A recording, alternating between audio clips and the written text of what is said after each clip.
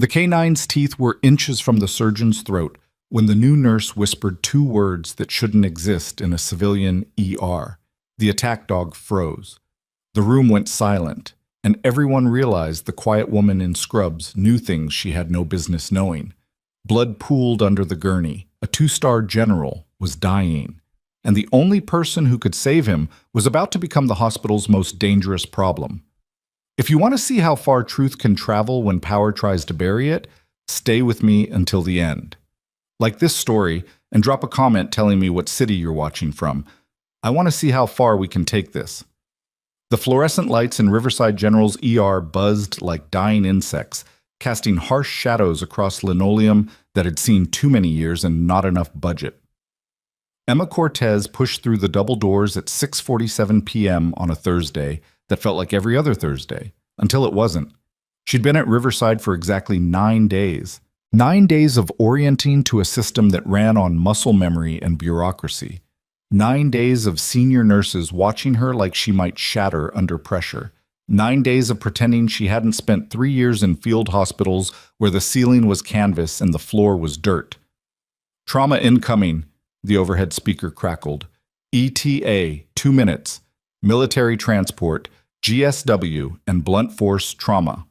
Emma's hand stilled on the supply cart she'd been restocking. Around her, the ER shifted into organized chaos. The kind of choreographed urgency that civilian hospitals did well when they had time to prepare. Dr. Victor Landry, 15 years deep into emergency medicine and wearing the confidence like armor, barked orders from the trauma bay. I want 2 units on standby. Get me a chest tray and somebody page surgery. Emma moved toward the bay, muscle memory overriding the new hire hesitation everyone expected from her. She caught the eye of Sarah Martinez, she corrected herself, a veteran ER nurse who'd been decent enough not to treat her like dead weight. You good with high stress? Sarah asked, not unkindly. I can handle it. The ambulance bay doors exploded open. 2 paramedics rolled in a gurney at controlled speed, and behind them came something Emma hadn't expected. A military K9, massive and alert, pacing alongside the stretcher like a shadow with teeth. Patient is Lieutenant General Marcus Vance, the lead paramedic rattled off. Age 52, GSW to the left shoulder, blunt trauma to the chest and abdomen. BP dropping, pulse thready, lost consciousness twice en route. The dog, a Belgian Malinois, Emma noted, growled low in its chest as the trauma team surrounded the gurney. Its handler, a young specialist who looked barely old enough to shave, gripped the leash with white knuckles. Sir, the dog needs to stay outside, one of the nurses said. The specialist's voice cracked. Axel doesn't leave the general. Dr. Landry didn't look up from his initial assessment. Then get animal control, or MPs, or whoever handles this, but get that dog secured now. Emma watched the situation spiral in real time. The handler pulled back trying to control Axel, but the dog's training ran deeper than civilian understanding. When a security guard reached for the leash, Axel's growl turned into a bark that rattled the equipment trays.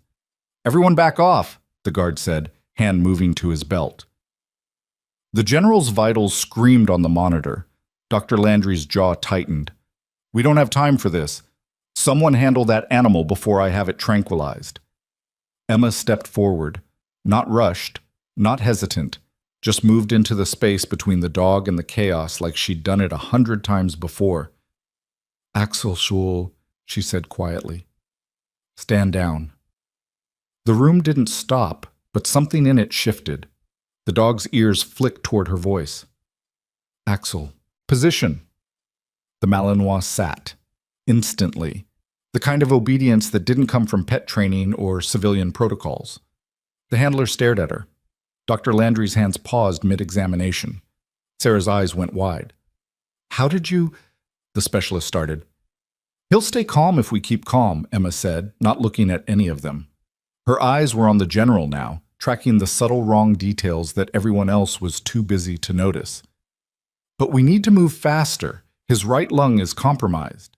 Dr. Landry's attention snapped to her, irritation flashing across his face. His right lung is fine. The GSW is left shoulder, and the chest X-ray shows clear bilateral expansion. The expansion isn't equal, Emma interrupted. She shouldn't have. She knew better.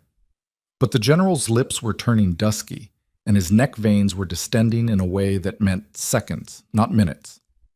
He's developing a tension pneumothorax. Right side.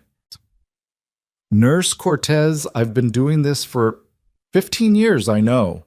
Emma moved to the monitor, pointing to the waveform most people glanced at but didn't read. But his trachea is deviating, his JVP is elevated, and he's hypotensive despite fluids. That's not just blood loss. The attending physician's face went red. Around them, the ER staff had gone quiet, the kind of quiet that comes before either vindication or catastrophe. Dr. Landry looked at the monitor, really looked. His expression changed. Get me a needle decompression kit, now. The room exploded back into motion. Emma stepped back, hands steady, while Landry inserted a large bore needle into the general's chest wall. The hiss of released air was immediate, followed by the monitor's alarmed beeping settling into something closer to stable. The general's oxygen saturation climbed. His color improved. Emma felt the weight of every eye in that trauma bay, but she kept her focus on the patient, on the IV lines, on the controlled chaos of saving a life. That was good catch, Sarah said quietly, standing beside her. Emma didn't answer. She was watching the doorway where two men in suits had appeared, their expressions carefully neutral but their attention laser-focused on the trauma bay. On her. The surgery team arrived and took over, wheeling the general toward the OR with practiced efficiency. Axel followed, the handler finally able to control him now that the immediate crisis had passed. The ER slowly returned to its normal rhythm, the kind of normal that pretended emergencies were routine. Dr. Landry stripped off his gloves and turned to Emma. His face was hard to read, somewhere between grudging respect and something else she couldn't quite place. Where'd you learn to spot a tension pneumo that fast? Nursing school, Emma said. It wasn't a lie, just not the whole truth. Right. He didn't believe her, but he also didn't push. Not yet. Good instincts. We'll debrief later. He walked away, leaving Emma standing in a trauma bay that suddenly felt too small and too exposed. Hey, Sarah touched her arm. You okay? That was intense. I'm fine. That thing with the dog. How did you know the commands? Emma busied herself with cleaning up discarded packaging and bloody gauze. I had a neighbor who trained service dogs, picked up some basics. Another not quite lie. Another piece of truth wrapped in omission. Sarah seemed like she wanted to say more, but her pager went off. I gotta run.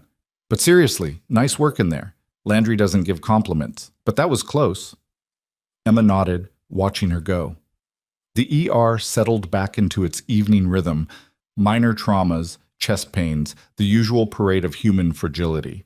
She returned to restocking supplies, trying to ignore the feeling crawling up her spine. The feeling that said she'd just made herself visible in all the wrong ways. 2 hours later, Emma was finishing documentation when Calvin Shaw appeared at the nurses' station. Director of Hospital Security, according to his badge. Mid-40s, military bearing softened by years behind a desk, and eyes that probably missed very little. Ms. Cortez, got a minute? It wasn't really a question. Emma saved her charting and followed him to a small conference room off the main hallway. Inside, a woman waited, Diana Price, HR director, her smile professional and completely empty of warmth. Please, sit, Diana said. Emma sat. Calvin closed the door. The click felt louder than it should have. We wanted to follow up on tonight's incident, Calvin said, settling into a chair across from her. Specifically, your interaction with the military working dog and your intervention during General Vance's treatment. I assessed the situation and acted accordingly, Emma said. The dog was creating a safety hazard, and the patient was decompensating. And you have experience with military working dogs. Diana's pen hovered over a notepad. Some. Could you elaborate? Emma kept her voice level. I've been around trained dogs before. I recognize the commands might work. Might work, Calvin repeated. But you seemed pretty confident.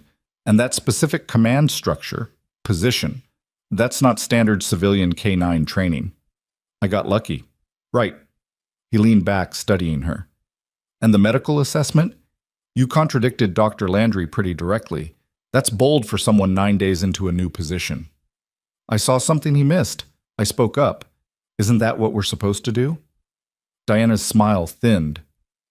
Patient advocacy is encouraged, of course, but there are protocols for challenging an attending physician's assessment, especially when you're still in your probationary period. The general would be dead if I'd followed protocol. The words came out harder than Emma intended. She watched Diana make a note, her handwriting neat and damning. No one's questioning the outcome, Calvin said. The general's stable, he's heading into surgery, and Dr. Landry's report credits your observation. But we have questions about your background. Emma's hand stayed relaxed in her lap. My credentials were verified during hiring. Everything's in my file. Your credentials are fine, Diana said.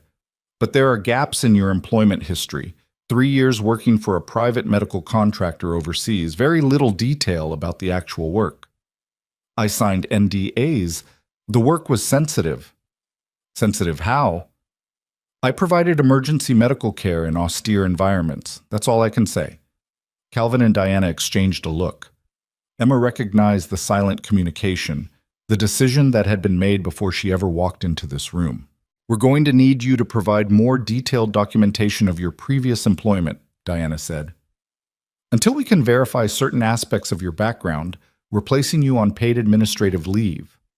The words landed like a diagnosis. Clean, clinical, devastating. You're suspending me for saving someone's life? We're following standard protocol for any employee whose background raises questions during probationary review, Diana corrected.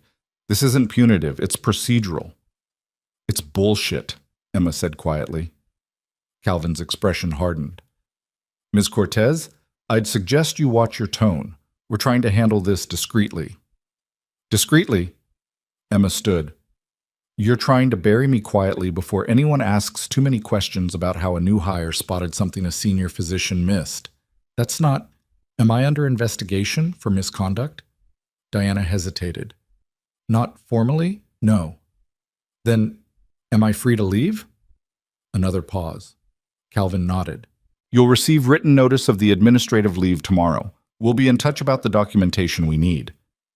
Emma walked out of that conference room with her spine straight and her hands steady, but inside old instincts were screaming.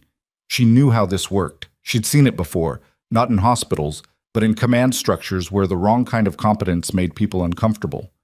Ask too few questions, and you're incompetent. Ask too many, and you're a threat. She grabbed her bag from her locker and pushed through the ER exit into the parking lot. The night air was cool, carrying the smell of distant rain. Her Civic sat under a flickering streetlight, and Emma was halfway to it when she heard footsteps behind her. Cortez, wait up. Sarah jogged over, slightly out of breath. I heard. The whole floor heard. This is insane. It's fine. It's not fine. You saved that man's life and they're punishing you for it. Emma unlocked her car. They're covering their asses. It's what institutions do when something doesn't fit the narrative. What narrative? That everything worked the way it was supposed to, that the system is fine, and nobody needs to ask uncomfortable questions.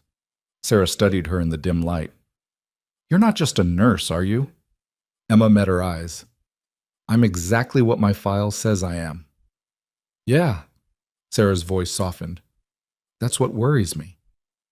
Emma drove home to the small apartment she'd rented 3 weeks ago, climbed the stairs past neighbors she barely knew, and locked the door behind her. The place still felt temporary, boxes half unpacked, furniture that didn't quite match, walls bare except for a single framed photo she'd pulled from storage. Herself in ACS, younger and harder around the eyes, standing beside a field hospital tent with dust in her hair and exhaustion in her smile. She'd spent 3 years as a Navy trauma nurse embedded with forward surgical teams. 3 years of rocket attacks and mass casualties, of making life-or-death calls with a dozen wounded soldiers bleeding out simultaneously, of learning that hesitation killed people faster than shrapnel. She'd left that world because she wanted to, because she was tired, because civilian life was supposed to be easier. She'd been wrong. Emma pulled out her phone and stared at the number she'd promised herself she wouldn't call.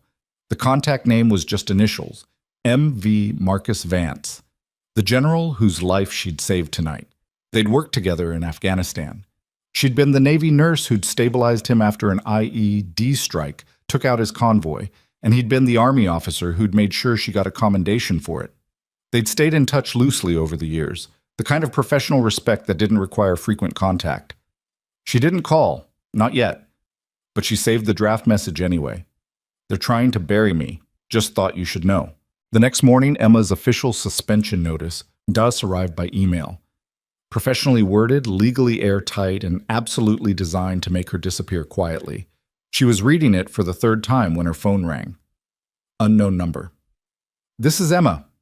Miss Cortez, this is Specialist Davis. I was General Vance's handler last night." Emma straightened. "Is the General okay?" "He's out of surgery. Stable. He wanted me to call you." A pause. "He also wanted me to tell you that Axel only responds to handlers he trusts. The General said you'd understand what that means." Emma closed her eyes. "I understand." "He's asking to see you. Are you still at the hospital?" "I've been placed on administrative leave." Silence on the other end. Then, "The General's going to want to know why." "So do I." She ended the call and sat in her quiet apartment, feeling the walls of something larger closing in. They'd suspended her for being too competent, for knowing too much, for not fitting into the box they'd prepared for her. But they'd made a mistake. They'd gone after someone who'd spent 3 years learning that the worst thing you could do in a crisis was stay quiet. Emma pulled up her email and started typing.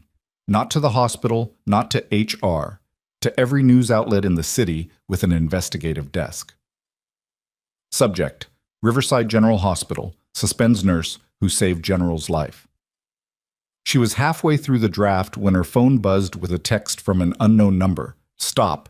We need to talk first." MV. Emma stared at the message, deleted her email draft, and typed back, "Where?" The response came immediately. "Hospital, tomorrow, 900, bring your backbone." Emma smiled for the first time in 2 days. She'd brought more than her backbone when she left the military. She'd brought the understanding that some fights were worth having, even when the odds looked impossible, especially then. The next morning, Emma walked through Riverside General's main entrance at 08:55, wearing jeans and a jacket that felt strange after weeks of scrubs. The security guard at the desk looked up, recognized her, and reached for his radio. "I'm here to see General Vance," Emma said before he could speak. "I'm expected." He hesitated, made a call, then nodded. "Room 412. Elevators are to your right." Emma took the elevator up, her heart rate steady, her mind cataloging exits and variables the way it had in places where threat assessment was survival. The 4th floor was quieter than the ER, the cardiac step-down unit, less chaos, more monitoring. Room 412's door was open. Inside, General Marcus Vance sat propped against pillows, looking pale but alert. His shoulder was heavily bandaged, and an IV ran into his arm. Axel lay on the floor beside the bed, watching the doorway, watching her. "Cortez," Vance said. His voice was rougher than she remembered, probably from the intubation. "You look different without the blood." "You look different without the sucking chest wound, sir." He laughed, then winced. "Don't make me laugh. Hurts like hell." He gestured to the chair beside the bed. "Sit. We need to talk." Emma sat. Axel's tail thumped once against the floor. "I heard about the suspension," Vance said. "Calvin Shaw came by yesterday asking questions about you. Wanted to know if we had prior contact." "What did you tell him?" "The truth. That you saved my life in Kandahar 4 years ago, and you saved it again 2 nights ago." His eyes hardened. "Then I told him that if Riverside General had a problem with competence, I'd be happy to discuss it with the media." Emma's chest tightened. "Sir, you don't need to—" "Don't," Vance cut her off. "You think I don't know what's happening here? You're good at your job. Too good. It makes people uncomfortable because it shows up their weaknesses." He shifted in the bed, grimacing. "I've been dealing with that dynamic for 30 years. The difference is, I have stars on my collar and a PR team. You've got what? 9 days of employment and an NDA you can't break?" I knew what I was signing up for when I left the service. "Did you?" Because from where I'm sitting, you signed up to use your skills helping people. Instead, you're getting blackballed for doing exactly that. Emma looked at Axel, who was watching her with the kind of attention that made her wonder what he understood. What do you want me to do, sir? I want you to let me fix this. How? Vance smiled, thin and sharp. There's a hospital board meeting tomorrow afternoon. Emergency session. Shaw and Price pushed for it. They want to formalize your termination before this becomes a bigger story. He paused. I plan to attend. Emma's pulse kicked up. That'll make things worse for you. Political optics, media attention. I'm a 2-star general who nearly died because standard protocol would have missed a tension pneumothorax. The only reason I'm alive is because a probationary nurse had the guts to challenge a senior physician. His voice went hard. If that makes people uncomfortable, good. They should be uncomfortable. They'll bury me anyway. People like Shaw and Price, they know how to control narratives. They do, Vance agreed, but they've never tried to control mine. Emma stood, pacing to the window. Outside, the city stretched in orderly blocks, everything neat and contained.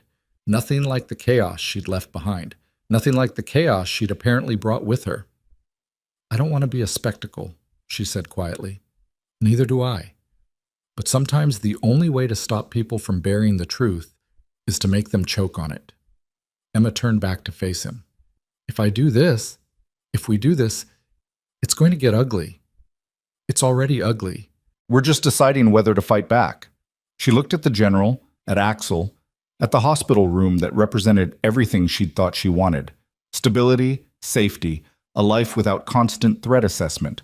But safety was a lie when the threat came from inside the walls. Okay, Emma said. I'm in. Vance nodded once, satisfied. Good. Now get out of here before Shaw's people see you. I'll handle tomorrow. You just show up and let me do the talking. Emma headed for the door, then paused. Sir, thank you. Thank me when this is over. Right now we're just getting started. She left the hospital and drove home, but she didn't stay there. Instead, she went to the gym she'd joined but rarely used, and she ran on the treadmill until her lungs burned and her thoughts cleared. Tomorrow they'd try to bury her. Tomorrow, she'd remind them what happened when you cornered someone who'd learned to fight in places where losing meant dying. The board meeting was scheduled for 2 p.m. in the hospital's executive conference room. Emma arrived at 1:55 wearing slacks and a blazer, her credentials in a folder, her hands steady. Calvin Shaw stood outside the conference room talking to Diana Price. Both of them went silent when they saw her. Ms. Cortez, Diana said smoothly, this is a closed meeting. General Vance requested I attend. Calvin's jaw tightened. The general is a patient, not a board member. He doesn't have authority to The elevator chimed. The doors opened. General Marcus Vance stepped out in full dress uniform, Axel at his side, Specialist Davis one step behind.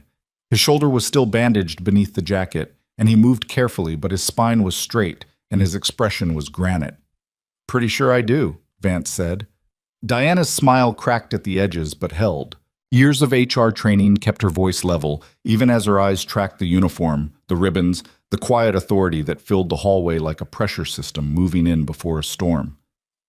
General Vance, we weren't expecting you to be mobile so soon after surgery. Doctors cleared me for limited activity, Vance said. He didn't slow his approach. Axel's nails clicked against the polished floor in perfect rhythm with his handler's boots. Figured a board meeting qualified as limited. Calvin stepped forward, attempting to establish some kind of territorial boundary that meant nothing to a man who'd spent 3 decades ignoring boundaries that actually mattered. Sir, with all due respect, this is an internal personnel matter. Hospital policy restricts. I'm not here as a patient, Vance interrupted. His tone stayed conversational, but Emma recognized the steel underneath. She'd heard it in field hospitals, when colonels tried to overrule medical decisions. I'm here as a witness to the incident under review. Unless Riverside General has a policy against factual testimony? Diana and Calvin exchanged a look that lasted half a second too long. Emma watched them recalculate in real time, watched the script they'd prepared crumble against something they hadn't planned for. Of course not, Diana said finally. We welcome any relevant input.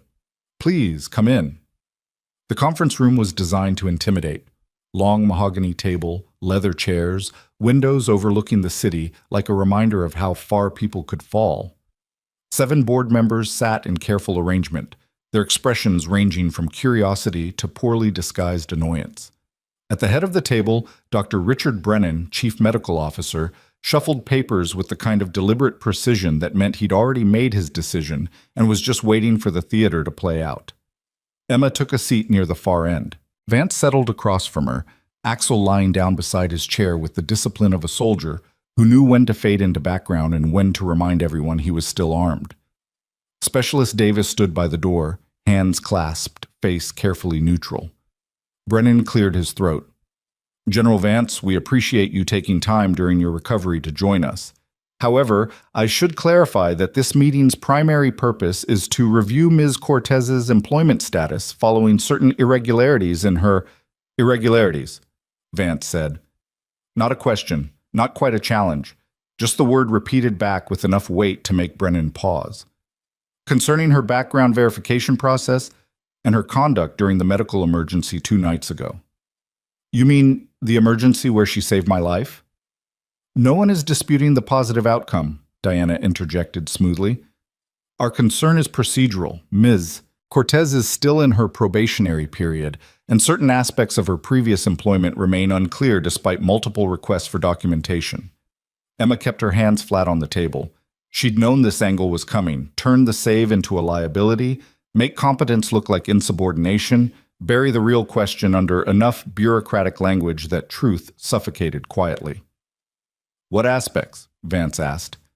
Calvin leaned forward, sliding a folder across the table. Ms. Cortez's resume lists 3 years working for Sentinel Medical Services, a private contractor providing healthcare in conflict zones. She cited NDAs as the reason she can't provide detailed information about her duties, her locations, or her performance evaluations. Sentinel Medical Services, one of the board members said. Aren't they primarily a military contractor? They provide services to various clients, Emma said. Including DoD contracts, yes. So you were working with military personnel? I was providing emergency medical care to whoever needed it. Brennan's eyes narrowed. But you weren't military yourself? No.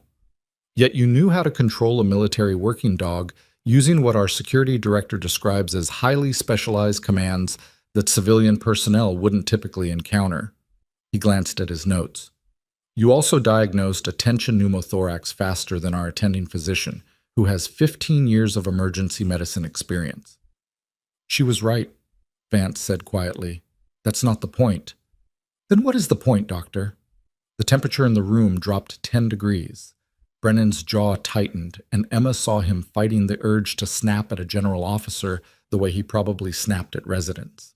The point, Brennan said carefully, is that Ms. Cortez's skill level raises questions about the accuracy of her employment history. If she has military training that she hasn't disclosed, that's a problem. If she's misrepresenting her qualifications, I haven't misrepresented anything, Emma cut in. Every credential I listed is accurate. Every license is current. You're just uncomfortable because I'm better at this than you expected.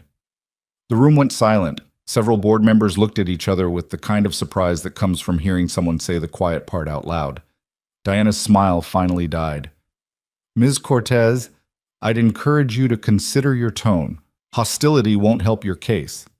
Neither will dishonesty, but that hasn't stopped this meeting. That's enough, Brennan said sharply.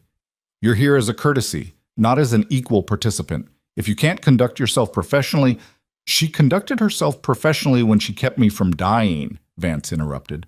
His voice stayed level, but something in it made even Brennan pause. She conducted herself professionally when she managed a crisis situation that had your entire trauma team paralyzed. And she's conducting herself professionally now by refusing to apologize for being competent. General Vance, Calvin said, no one is questioning Ms. Cortez's medical skills. But this hospital has liability concerns. If she has undisclosed military connections, if she's operating under clearances we're not aware of— I'm not active military, Emma said. I never was. I worked as a civilian contractor in support roles. That's legal, documented, and completely within my rights to keep private under the ND as I signed. Then provide documentation that confirms that. I can't. The NDAs prevent it.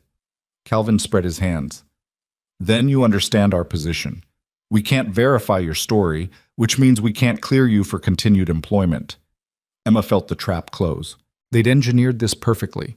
Create an impossible standard, demand proof she legally couldn't provide, then use her silence as evidence of dishonesty. It was elegant in its cruelty.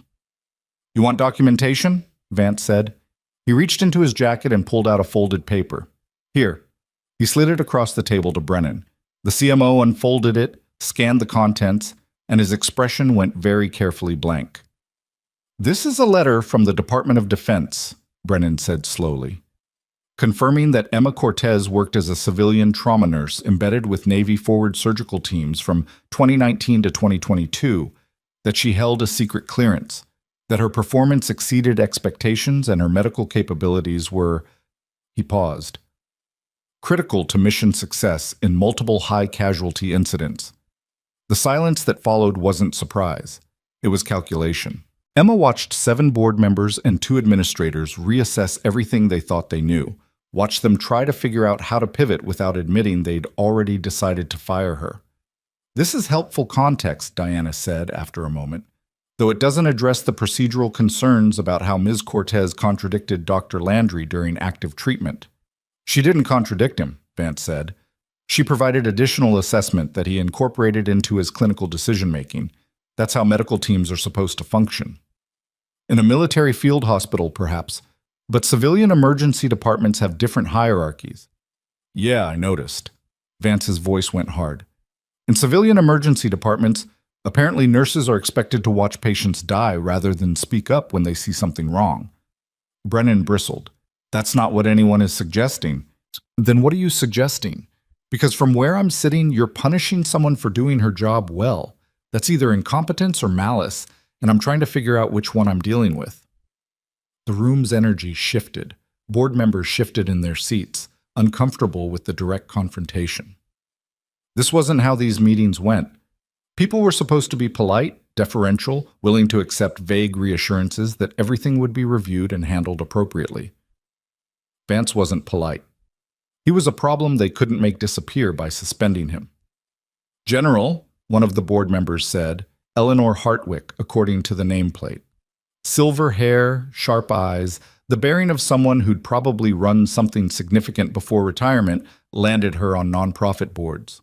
I think we all appreciate your advocacy for Ms. Cortez, but you have to understand, this hospital serves a civilian population. We have different standards, different regulations. Different standards than keeping patients alive? Different standards than allowing probationary employees to override senior physicians. She didn't override anyone. She made an observation. Landry made the call. After she publicly challenged his initial assessment, Calvin added, in front of the entire trauma team. That creates a hostile work environment and undermines physician authority. Dr. Landry doesn't seem to think so, Emma said. All eyes turned to her.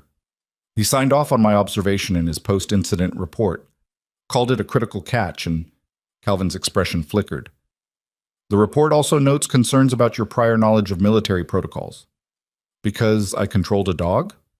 Because you knew commands that suggested training or exposure beyond what a civilian contractor would typically receive.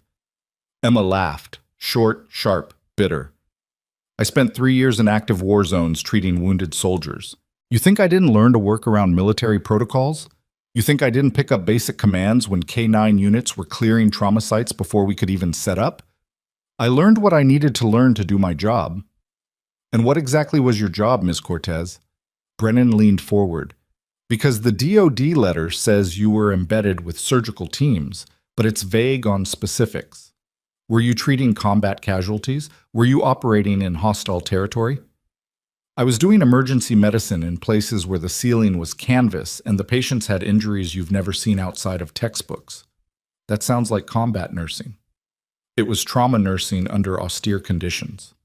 With military units. Yes. In active war zones.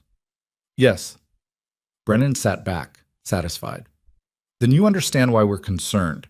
Your experience level and skill set are significantly beyond what's typical for a new hire at a civilian ER. That creates questions about fit, about oversight, about control, Emma said flatly. You're concerned I won't stay in my lane. We're concerned about integration into our existing team structure. No, you're concerned that I made Dr. Landry look bad, and you can't have nurses showing up physicians because it breaks the hierarchy you rely on to run this place. The words hung in the air like smoke after gunfire. Diana's pen stopped moving across her notepad. Calvin's jaw worked like he was chewing through responses and discarding them. Brennan's face went red, then pale, then settled into cold fury. That's an incredibly unprofessional accusation, he said quietly. It's an accurate one. Miss Cortez, you need to understand something. Brennan's voice dropped into the register of final warnings. This hospital has operated successfully for 40 years. We have protocols, hierarchies, and systems that work.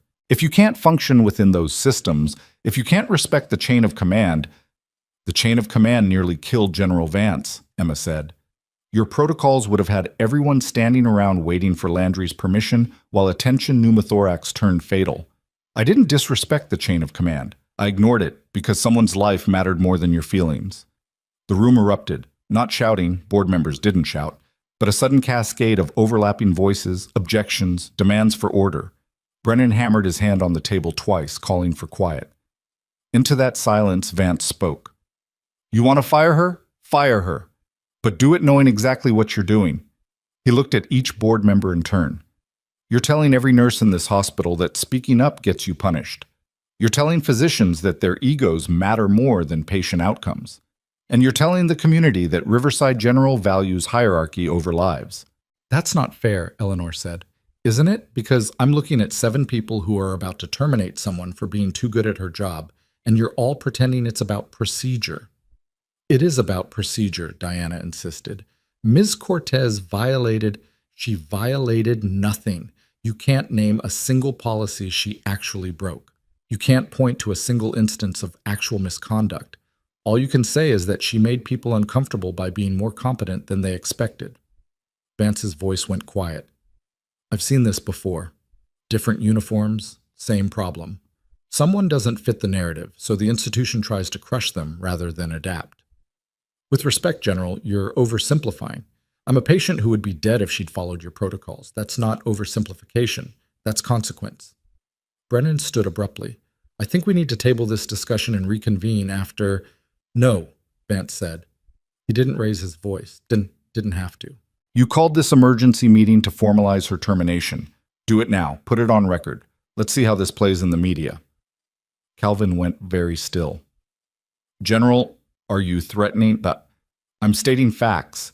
You fire her. I talk to reporters, not as a threat, just as someone who thinks the public deserves to know how this hospital handles competence.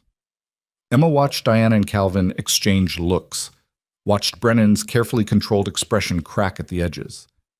They'd walked into this room expecting to execute a quiet termination, maybe offer a small severance, make the problem disappear before anyone noticed.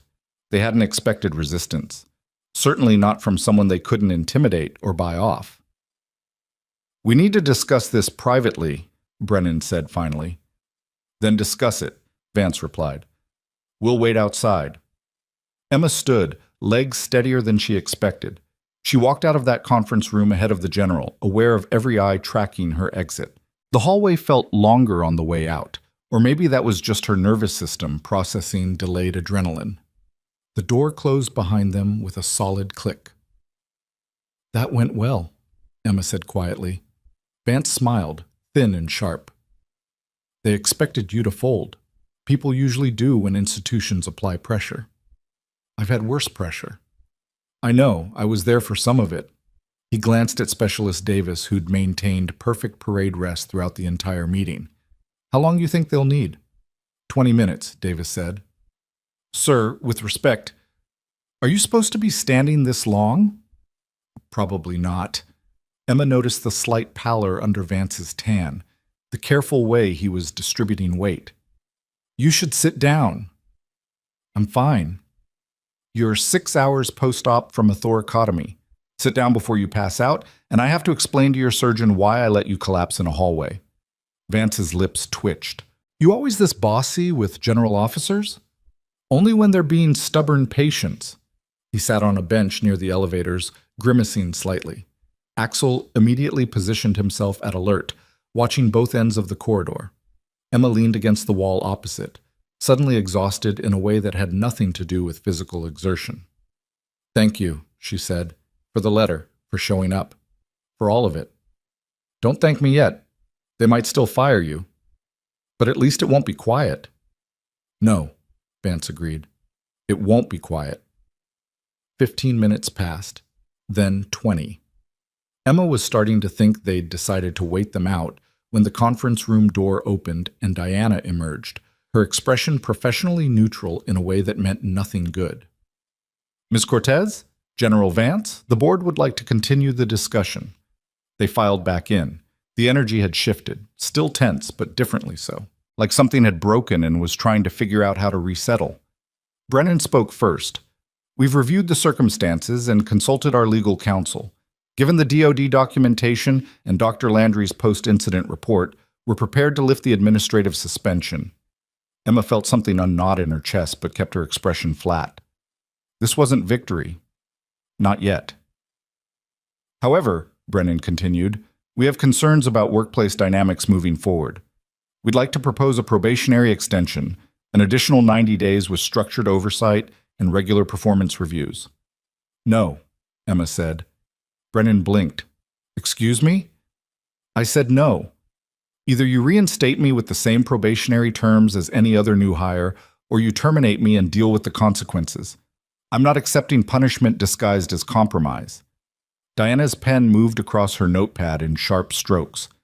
"Ms. Cortez, we're trying to find a middle ground.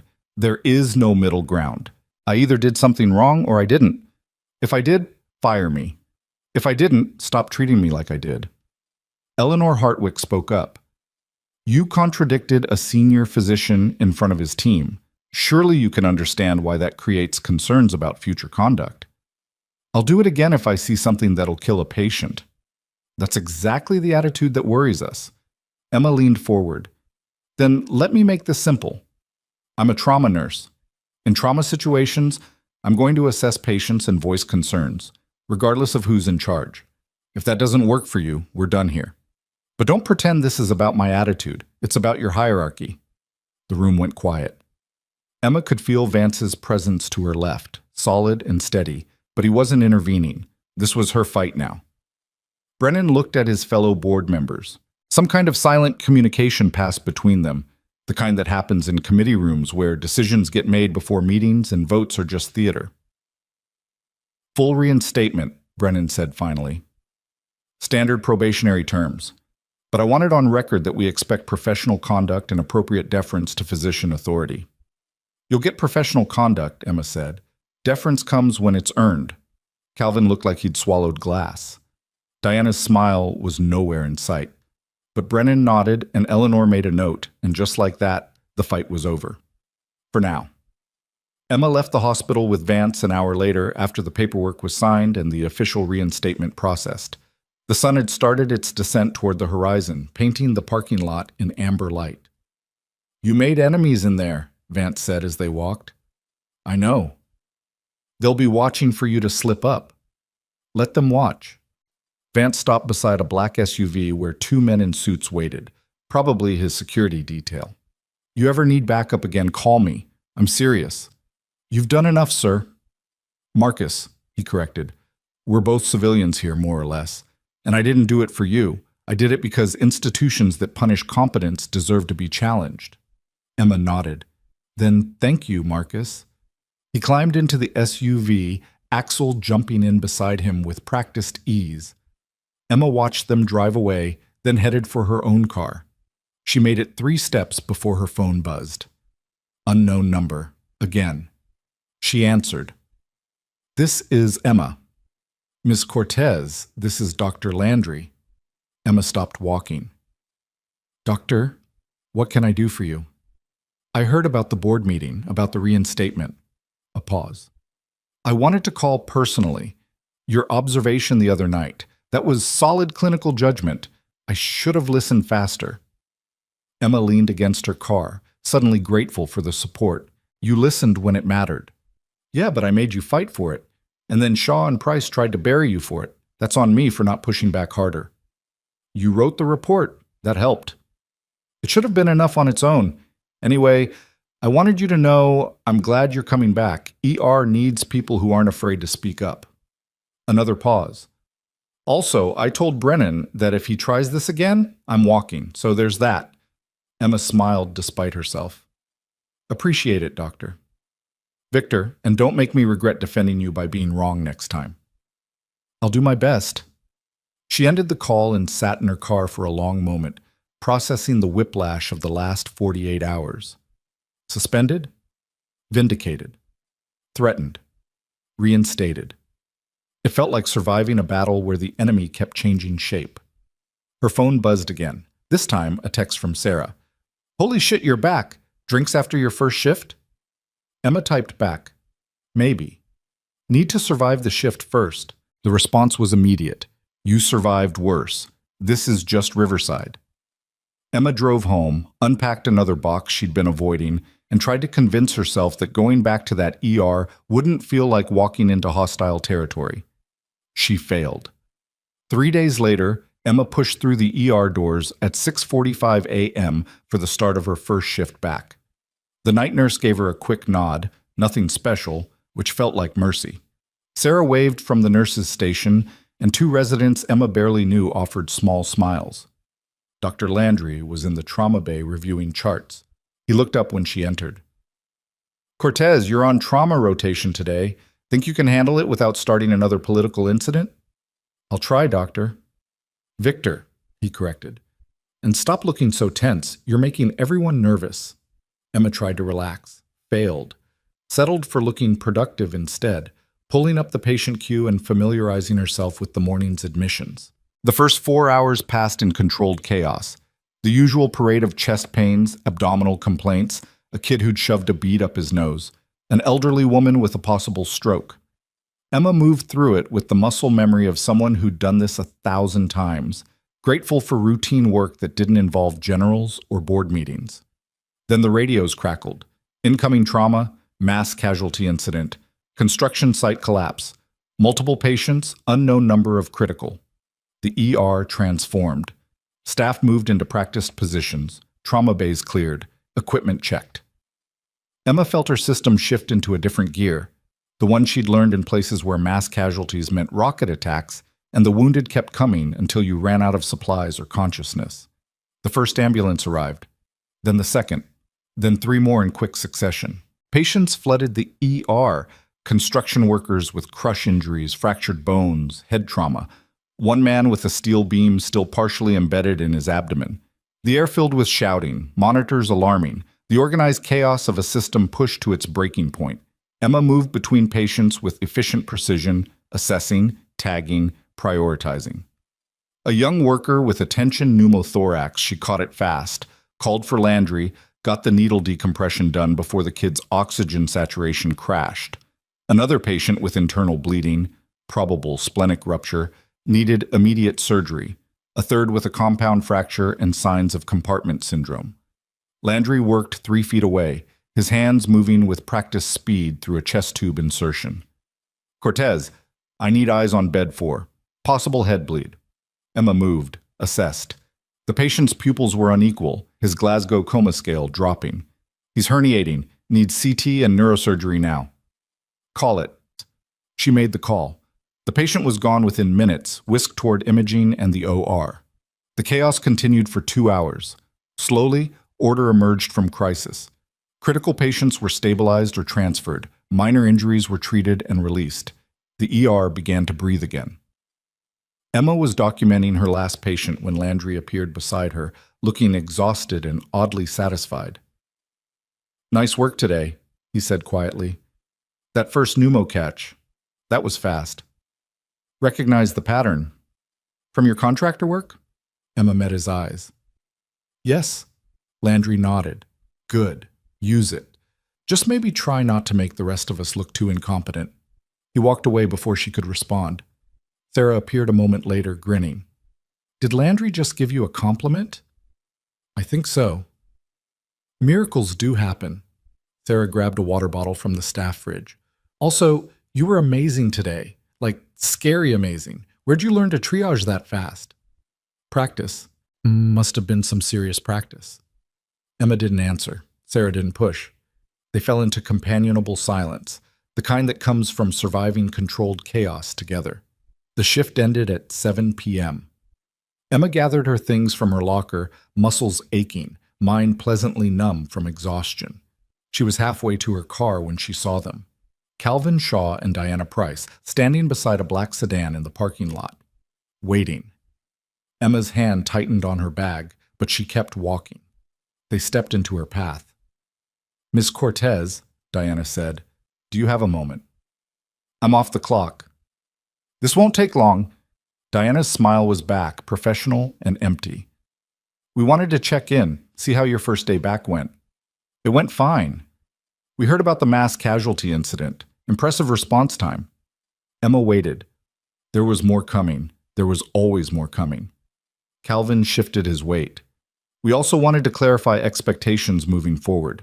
The board reinstated you, but that doesn't mean we're not still monitoring the situation." "What situation?" "Your integration into the team. Your conduct during high-stress incidents." "You mean you're waiting for me to screw up so you can finish what you started?" Diana's smile thinned. "We're ensuring that all employees meet our standards." "Right." Emma stepped around them. "If that's all, I'm going home." "One more thing," Calvin said. "General Vance was discharged this morning. He's no longer a patient here." The implication hung in the air like a threat. Without Vance's presence, without his implicit protection, Emma was exposed again. "Thanks for the update," Emma said. She got in her car and drove away, watching them in her rearview mirror until they disappeared. That night, Emma sat in her apartment staring at her phone. She should call someone. Sarah, maybe. Or Marcus, to thank him again. Or her sister in Portland, who still didn't understand why Emma had left the military world behind. Instead, she pulled up her email and found a draft she'd started 3 days ago. A message to an investigative reporter who specialized in healthcare system failures. She'd written it right after the board meeting, when she'd thought they might fire her anyway. Now it sat in her drafts like a loaded gun she hadn't needed to fire. Emma read it through one more time. Then she saved it again without sending. Not yet, but she didn't delete it either. 2 weeks passed. Emma worked her shifts, treated her patients, and learned to navigate the ER's new dynamic. Most staff treated her normally. The crisis had proven her competence, and that counted for something. A few nurses started asking her questions about trauma assessment, clearly aware she had knowledge beyond typical civilian training. Dr. Landry started requesting her specifically for complex cases. But Calvin and Diana remained a presence at the edges. Emma would catch them watching sometimes, or hear about routine performance audits that seemed to focus heavily on her documentation. Nothing actionable. Nothing she could fight directly. Just constant, low-grade pressure designed to make her uncomfortable enough to leave voluntarily. Emma didn't leave. On her 15th day back, the hospital announced a new policy. All nursing staff would undergo additional review if they questioned physician assessments during active treatment. The policy was framed as patient safety and communication standards, but everyone knew what it really meant. It meant Emma. Sarah found her in the break room after the announcement. "This is bullshit. They're creating rules just to control you." "I know. So what are you going to do?" Emma looked at her coffee, at the break room's fluorescent lights, at the peeling paint in the corner no one had bothered to fix. "My job, same as always." That's not enough. It has to be. But that night, Emma opened her laptop and pulled up that draft email again. She added new details, the policy announcement, the ongoing monitoring, the pattern of retaliation disguised as procedure. Her finger hovered over the send button. Her phone rang. "Marcus." "You still employed?" he asked without preamble. "For now." "Heard about the new policy? That's aimed at you." "I know." "So fight it." Emma laughed, tired and bitter. "How? I already won the battle. They reinstated me. I can't keep making this about me." "It's not about you. It's about what they're willing to do to protect their hierarchy." Marcus paused. "Listen, I made some calls. There's a reporter with the Tribune who's been investigating hospital retaliation cases. Rachel Kowalski. She's good, she's careful, and she doesn't burn sources." "I don't want to be a source." You want to spend the next year under a microscope waiting for them to manufacture a reason to fire you? Emma closed her eyes. No. Then talk to Rachel, off the record first. See if there's a story worth telling. And if there is, then you tell it before they write their version. Emma looked at her unsent email, at the cursor blinking in the darkness of her apartment. I'll think about it, she said. Don't think too long. People like Shaw and Price, they're patient, but they're also planning. You're just reacting. Marcus hung up. Emma sat in the silence, feeling the weight of decisions she didn't want to make. Her phone buzzed with a text. Unknown number. This is Rachel Kowalski, Tribune. General Vance passed along your contact. I'd like to talk. No pressure, no cameras. Just coffee. Tomorrow, 3 p.m., Riverside Cafe on Main. Emma stared at the message for a long time. Then she typed, I'll be there. The cafe smelled like burned espresso and old wood, the kind of place where journalists met sources because it was too loud for effective surveillance and too anonymous for anyone to remember faces. Emma arrived 10 minutes early and chose a corner table with clear sight lines to both exits, old habits from places where exits mattered more than coffee. Rachel Kowalski walked in at exactly 3 p.m. Mid-30s, dark hair pulled into a practical ponytail, wearing jeans and a blazer that had seen better days. She carried a messenger bag that looked heavy enough to contain a laptop and probably 6 months of research. Her eyes found Emma immediately, the kind of recognition that came from studying photos beforehand. Emma Cortez? Rachel. They shook hands. Rachel ordered black coffee, sat down across from Emma, and pulled out a worn notebook, paper, not digital, smart, harder to subpoena. Thanks for meeting me, Rachel said. I know this isn't easy. General Vance said you were careful. I am. Everything we discussed today is off the record unless you explicitly tell me otherwise. I'm here to listen, not to push you into anything. Emma wrapped her hands around her own coffee cup, feeling the heat seep into her palms. What exactly are you investigating? Patterns of retaliation in healthcare systems. Specifically, how hospitals handle staff who challenge medical hierarchies or expose institutional failures. Rachel flipped open her notebook. I've been tracking Riverside General for about 8 months. There have been 3 previous cases of nurses or junior physicians who raised patient safety concerns and subsequently faced disciplinary action or forced resignations. 3? That I can confirm. Probably more who left quietly. Rachel's pen tapped against the paper. Then your case hit my radar. Military veteran, exemplary performance, saves a general's life and immediately gets suspended for it. That's not subtle. They reinstated me. After the general threatened to go public. But the retaliation didn't stop, did it? Emma said nothing. Rachel waited, patient in the way of someone who knew silence made people talk more than questions. They created a new policy, Emma said finally. Requires additional review for any nurse who questions a physician's assessment during active treatment. It's framed as communication standards, but everyone knows what it really is. Rachel made a note. When was this announced? 2 weeks ago, 15 days after my reinstatement. And has it been applied to anyone else? Not yet, but it's there, waiting. A weapon they can deploy whenever they need it. That's the pattern, Rachel said. Create policies that sound reasonable on paper, but exist solely to target specific individuals. It gives them plausible deniability while maintaining control. She looked up. How many other nurses have avoided speaking up since that policy dropped?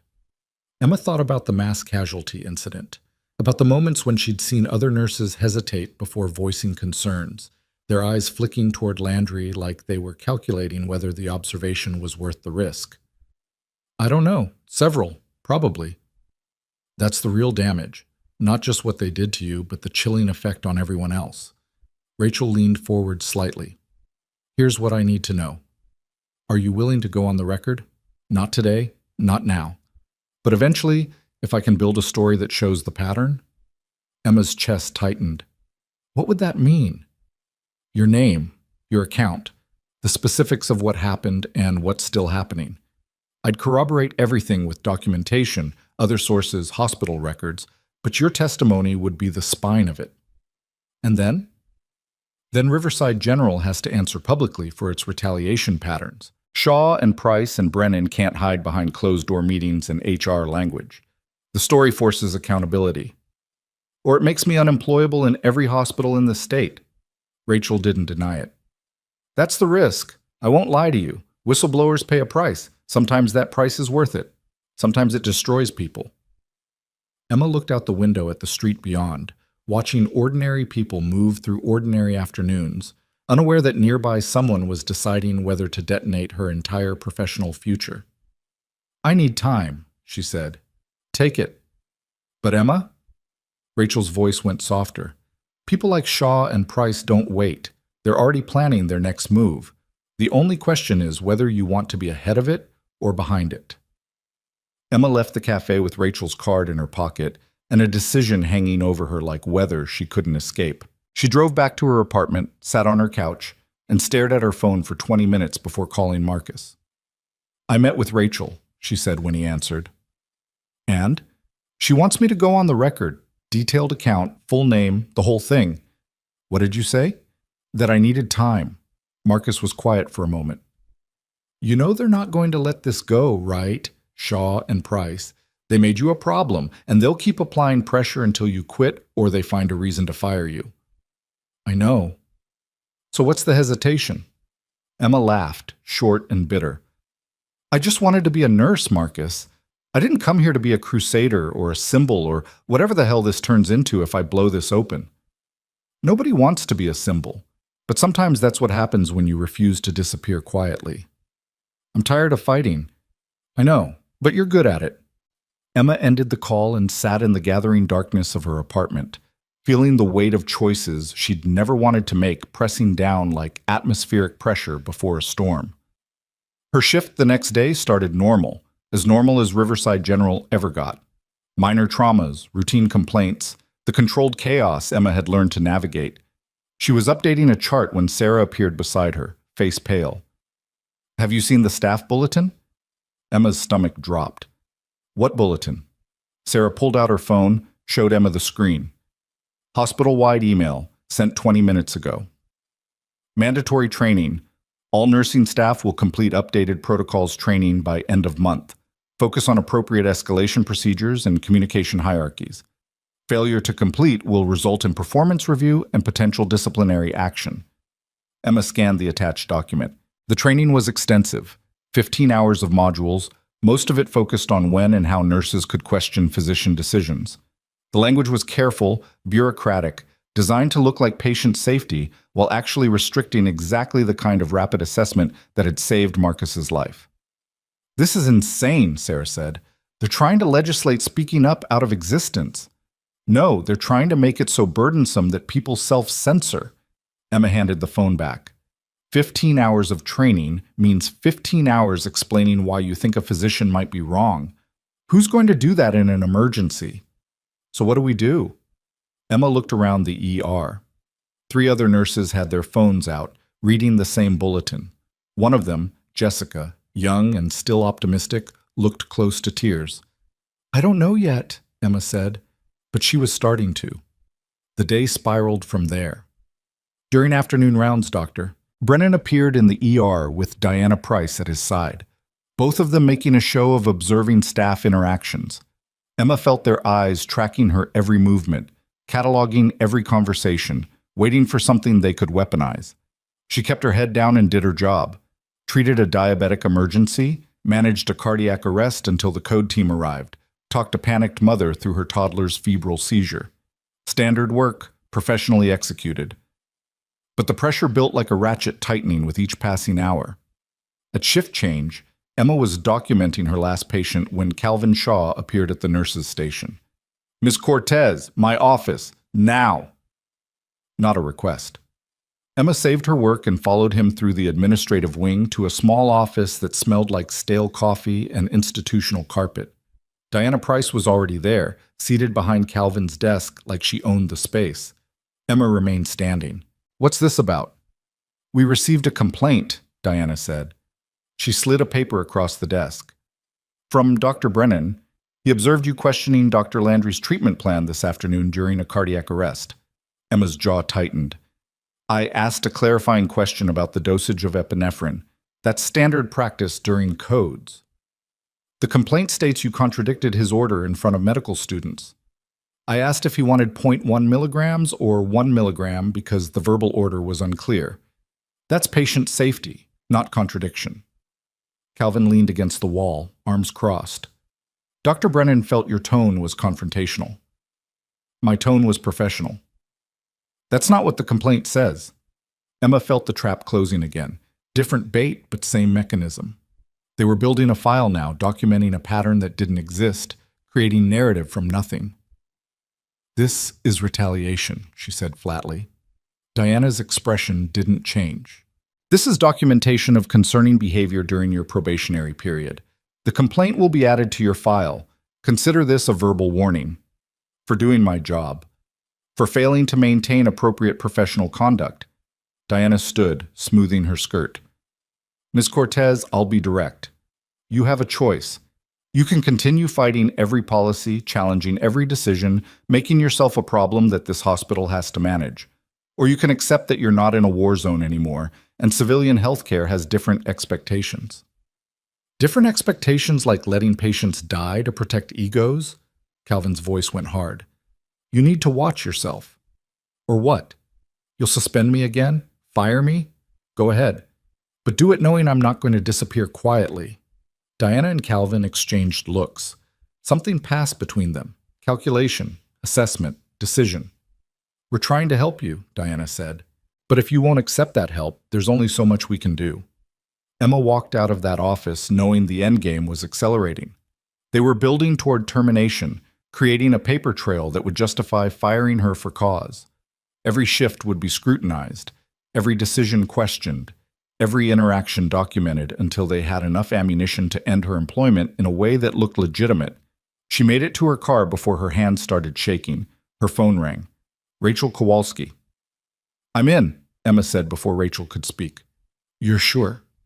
They're not going to stop. They're building a case to fire me, and they're creating policies that'll silence everyone else. So yes, I'm sure. What do you need? Everything. Documentation, emails, witness accounts. Can you get me copies of the new policy announcement and Brennan's complaint? I can try. Do it carefully. If they catch you accessing files you shouldn't have, I know the risks. Rachel paused. Okay, I'm going to start building the framework. I'll need to interview other staff, get statements from people who've witnessed the pattern.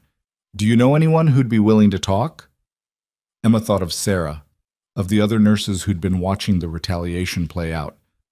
Maybe. I'll ask. Be careful who you trust. These situations bring out the worst in people. Emma ended the call and sat in her car, watching the hospital's administrative wing through her windshield. Lights glowed in upper-floor windows where executives made decisions that wrecked careers and called it policy. She pulled out her laptop, connected to the hospital's staff portal, and started downloading files.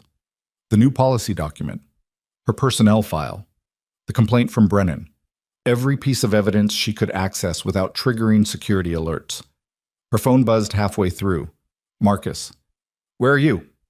Hospital parking lot. Why? Get out of there, now. Emma's pulse spiked. What's wrong? I just got a call from a friend in hospital security.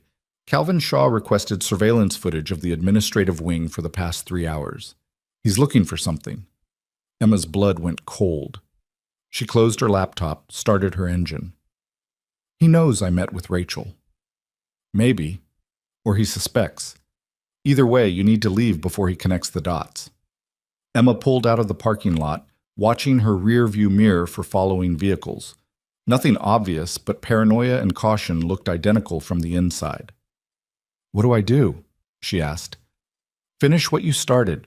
Get Rachel everything she needs and get it to her fast. Once that story drops, they can't bury you without burying themselves. Emma drove home, taking random turns, checking for tails, feeling ridiculous and justified simultaneously. She'd operated in actual war zones with less paranoia, but those enemies had been easier to identify. Back in her apartment, she transferred the files to an encrypted drive and emailed Rachel the access codes. Then she started making calls. Sarah answered on the second ring. Hey, everything okay? Not really. I need to ask you something, and you can say no. Okay. There's a reporter investigating retaliation patterns at Riverside. She needs witnesses, people who've seen what Shaw and Price are doing. Would you be willing to talk to her? Silence. Long enough that Emma thought the call had dropped. Sarah? I'm here. Just thinking. A shaky breath. If I do this, they'll come after me too, won't they? Probably. But if I don't, they keep doing it to other people. Yes. Another pause. Okay. I'll talk to her. Send me her contact info. Emma made 3 more calls. One nurse agreed immediately. Another said no but sounded guilty. The third didn't answer.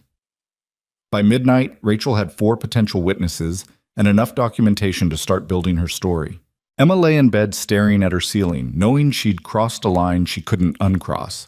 Tomorrow, everything would change. She just didn't know how much. The next morning, Emma walked into the ER expecting confrontation. Instead, she got silence.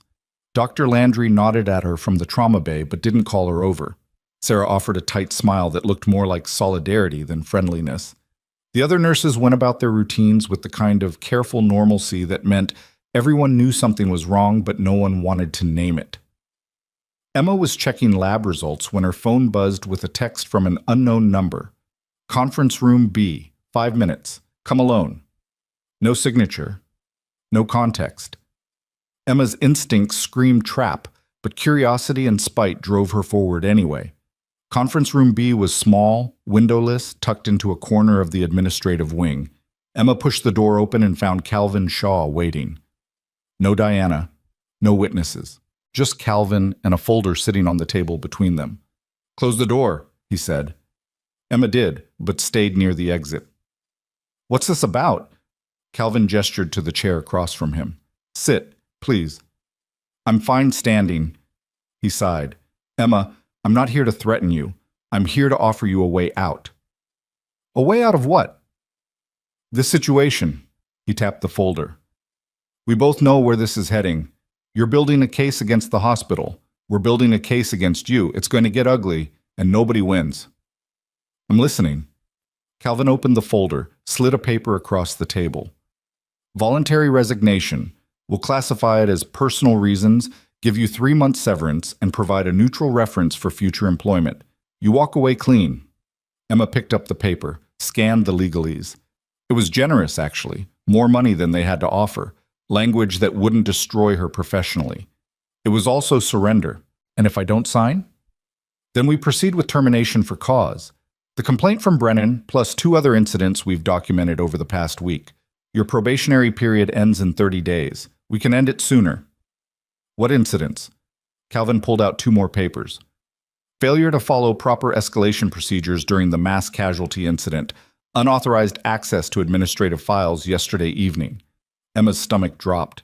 They'd been watching, documenting, building their case while she'd been building hers. The file access was within my rights as an employee reviewing my own personnel records. At 9 p.m., from the parking lot? Calvin's voice stayed level. We can debate that in an employment hearing, or you can sign this and move on. Emma looked at the resignation letter, at the signature line waiting for her name. 3 months severance would give her time to find another position, maybe in a different city where Riverside's reach didn't extend. She could disappear, start over, stop fighting. She thought about the new policy silencing nurses, about Sarah and the others who'd agreed to speak to Rachel, about every future employee who'd face the same retaliation if nothing changed. No, Emma said. Calvin's expression hardened. That's a mistake. Maybe, but it's mine to make. She walked out of that conference room knowing she'd just sealed her fate. They'd fire her now, probably within days. The question was whether Rachel could get the story published before they buried Emma's credibility completely. Her phone rang as she reached the parking lot. Rachel. I need to accelerate the timeline, Rachel said without preamble. My editor wants to run the story this Sunday. That's 4 days from now. Shaw just tried to buy me off with a resignation package. Did you take it? No. Then they're going to fire you, probably Friday, latest. We need to move faster. Rachel's voice carried the controlled urgency of someone racing a clock. I need you to come to the Tribune offices tomorrow. Bring everything you have. We're going to spend the day building an airtight narrative. Tomorrow's my shift. Call in sick. Emma, if they fire you before this story runs, it changes the entire frame. Right now, you're a whistleblower exposing corruption. After termination, you're a disgruntled ex-employee with an axe to grind. Emma leaned against her car, feeling the September sun beat down on her shoulders. Okay, I'll be there. 9 a.m. And Emma, don't tell anyone where you're going, not even people you trust. The call ended. Emma stood in the parking lot watching the hospital's windows, wondering which one held Calvin Shaw, wondering if he was watching her back. Her phone buzzed again. This time, a text from Marcus. Heard Shaw made you an offer. Proud of you for turning it down. But watch your back. These people don't like losing. Emma climbed into her car and drove away from Riverside General, possibly for the last time as an employee. The war she'd tried to avoid had found her anyway. Now she just had to survive it. That night, Emma couldn't sleep. She lay in bed running through scenarios, calculating probabilities, trying to game out every possible move and countermove. At 2 a.m., she gave up and made coffee, sitting at her kitchen table with her laptop open to Rachel's preliminary draft. The story was devastating. Rachel had built a timeline showing 3 previous nurses who'd raised patient safety concerns at Riverside General and subsequently faced retaliation. One had been suspended for unprofessional conduct after reporting a medication error. Another had received failing performance reviews despite years of excellent evaluations. The third had been forced into resignation after questioning a physician's decision during a stroke protocol. The pattern was clear, the documentation was solid, and Emma's case was the centerpiece, the most egregious example, the one that would make readers care. Her phone buzzed at 2:47 a.m. Unknown number. Again. She almost didn't answer. Almost. This is Emma. Miss Cortez, this is Dr. Brennan. Emma's grip tightened on the phone. It's almost 3 in the morning, doctor. I know. I'm sorry. But I needed to speak with you privately, and this was the only way I could be certain we wouldn't be overheard. Emma stood, pacing her small kitchen. I'm listening. I know about the reporter. I know about the story she's building. Brennan's voice carried a strange quality, something between resignation and determination. And I need you to know that the complaint I filed yesterday wasn't my idea. Whose was it? Shaw and Price. They've been pressuring me for weeks to document anything they can use against you. The cardiac arrest incident, your question about the epinephrine dosage was completely appropriate. I told them that. They filed the complaint anyway and put my name on it. Emma's mind raced, recalibrating everything. Why are you telling me this? Because I'm tired of being their weapon. Brennan's voice cracked slightly. I became a doctor to save lives, not to participate in destroying someone's career because they're too good at their job. What they're doing to you, what they're doing to this entire hospital, it's wrong. So go on the record. Tell Rachel what you just told me. Silence. Long enough that Emma thought he'd hung up. I can't, Brennan said finally.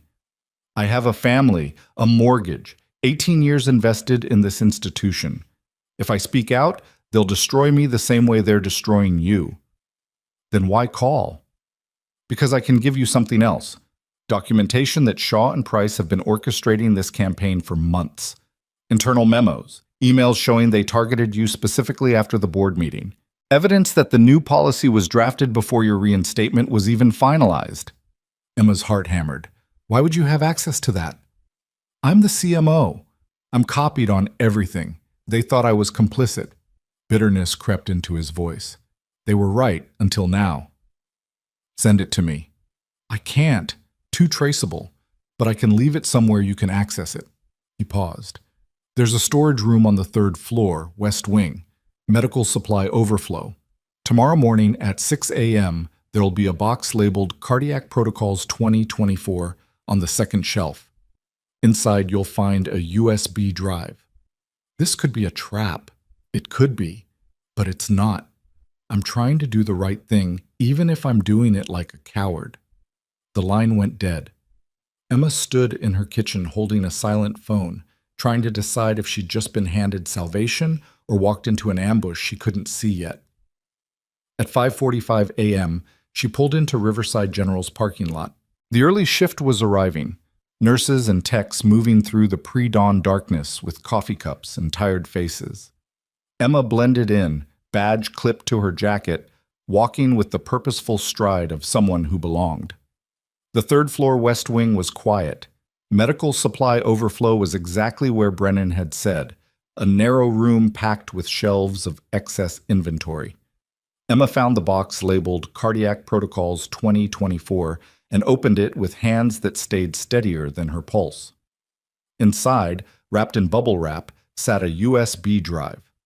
Emma pocketed it and walked back toward the elevators, trying not to look like someone who'd just committed corporate espionage. The hallway remained empty.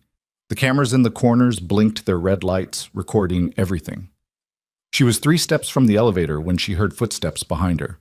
"Ms. Cortez?" Emma turned. Calvin Shaw stood at the end of the hallway, arms crossed, expression unreadable. "Little early for you to be here," he said. "You're not scheduled until noon." Emma's mind raced through excuses, explanations, anything that sounded plausible. "Couldn't sleep, thought I'd come in early, get some charting done." "In the medical supply overflow room?" "Looking for specialized equipment for a patient case I'm studying." Calvin walked toward her, each step deliberate. "What patient case?" "Tension pneumothorax protocols. Thought I'd review best practices." He stopped 5 feet away, studying her face. "That's interesting timing." "How so?" "Dr. Brennan called me 20 minutes ago, said he couldn't sleep either, said he'd been having second thoughts about some recent decisions." Calvin's eyes never left hers. "Said he thought someone might try to access sensitive materials this morning." Emma's stomach plummeted. Brennan had warned Shaw. The whole thing had been a setup. "I don't know what you're talking about," she said. "Empty your pockets." "Excuse me?" "You heard me. Empty your pockets, or I call security and we do this officially." Emma's hand went to the pocket containing the USB drive. She had seconds to make a choice: surrender the evidence or escalate this into something that couldn't be walked back. She pulled out the drive and held it up. "Looking for this?" Calvin's expression shifted, triumph mixed with something uglier. "I knew it. Unauthorized access to confidential materials. That's grounds for immediate termination and possible criminal charges." "Is it confidential? Or is it evidence of illegal retaliation that you don't want made public?" "Give me the drive, Ms. Cortez." Emma's fingers closed around it. "No. I'm not asking." "Neither am I." Calvin stepped forward. Emma stepped back. They faced each other in that hallway like gunslingers waiting for the draw, and Emma knew with absolute certainty that whatever happened in the next 30 seconds would determine everything. Calvin reached for his phone. "I'm calling security." Emma turned and ran. She hit the stairwell at full speed, taking stairs 2 at a time, her footsteps echoing in the concrete shaft. Behind her, she heard Calvin shouting into his phone, heard the door slam open as he gave chase. She burst out into the ground floor hallway, nearly colliding with a maintenance worker, and sprinted toward the exit. The morning shift was in full swing now, staff everywhere, witnesses, too many eyes. Emma slowed to a fast walk, heart hammering, hand clenched around the USB drive. She made it to the parking lot, made it to her car, made it onto the street before she looked in her rearview mirror and saw Calvin Shaw standing in the hospital entrance, phone to his ear, watching her drive away. She'd just committed career suicide, but she had the evidence. Emma drove straight to the Tribune offices, parked in the garage, and took the elevator to the 8th floor where Rachel was already waiting. "What happened?" Rachel asked, taking in Emma's expression. Emma held up the USB drive. "We need to see what's on this. Now." Rachel's office was cramped and cluttered. Stacks of files, old newspapers yellowing at the edges, a whiteboard covered in scribbled timelines and connections drawn in red marker. She cleared space on her desk and plugged the USB drive into her laptop while Emma paced the narrow room like a caged animal coming down from adrenaline. "Tell me what happened," Rachel said, fingers already moving across the keyboard. Emma recounted the call from Brennan, the early morning retrieval, Calvin Shaw appearing like he'd been waiting for exactly that moment. Rachel's expression darkened with each detail. "Brennan set you up," Rachel said. "I know. Which means Shaw knows you have this, which means they're going to move fast to discredit whatever's on here." Rachel's screen filled with folder names. "Okay, Let's see what was worth burning your career for. The first folder was labeled Personnel Actions 2025. Rachel opened it. Inside were dozens of documents, emails, memos, performance reviews. She clicked on the oldest file dated 3 weeks before Emma's suspension. From Diana Price to Calvin Shaw, Richard Brennan. Subject, Cortez issue, strategy discussion. Calvin and Richard, we need to address the Cortez situation before it becomes unmanageable. Her skill set is creating unrealistic expectations among nursing staff and undermining physician authority. Recommend we document any instances where she exceeds appropriate scope of practice or fails to follow chain of command. Build a file now in case we need to act quickly post-probation. Emma read over Rachel's shoulder, her jaw tightening. They were planning this before I even saved Marcus. Rachel scrolled to the next email. This one was from Shaw to Price, dated 2 days after the board meeting. Diana, Vance's interference complicates termination timeline. Recommend we shift strategy. Implement new policies that make her ongoing employment untenable while maintaining legal cover. Draft attached for your review. The attachment was an early version of the communication protocols policy, the one that wouldn't be officially announced for another 2 weeks. They wrote the policy specifically to target you, Rachel said, voice tight with controlled anger. This is textbook retaliation. More files, more evidence. An email chain between Brennan and Shaw discussing how to manufacture documentation of performance issues.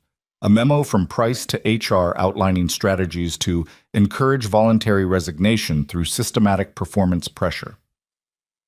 Internal communication showing they'd pressured other staff members to file complaints against Emma, offering favorable performance reviews in exchange for cooperation. Rachel's hands moved faster, copying files, organizing evidence, building the skeleton of a story that would be impossible to deny. This is nuclear, she said quietly. If I run this, it doesn't just end careers. It opens them up to lawsuits, federal investigations, potential criminal charges for conspiracy and obstruction. Emma stopped pacing. Can you run it by Sunday? I can run it tomorrow if I have to. But Emma, you need to understand what's about to happen. The second this goes live, Riverside General will unleash their lawyers. They'll attack your credibility, dig into your past, try to paint you as unstable or vindictive. Are you ready for that? I'm ready for it to be over. Rachel nodded. Then let's finish this. They worked through the morning, Rachel pulling quotes from the emails, building timeline graphics, drafting the narrative structure. Emma provided context, filled in gaps, explained the real-world impact of each policy and action. By noon, they had a draft that was surgical in its precision and devastating in its conclusions. Rachel sent it to her editor with a note.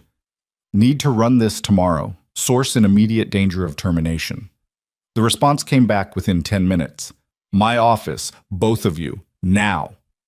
Robert Chen, no, Emma corrected herself internally, Robert Mitchell, was the Tribune's investigative editor, late 50s, gray hair, reading glasses perched on his nose, and the expression of someone who'd seen every manipulation tactic journalists employed and wasn't buying any of them.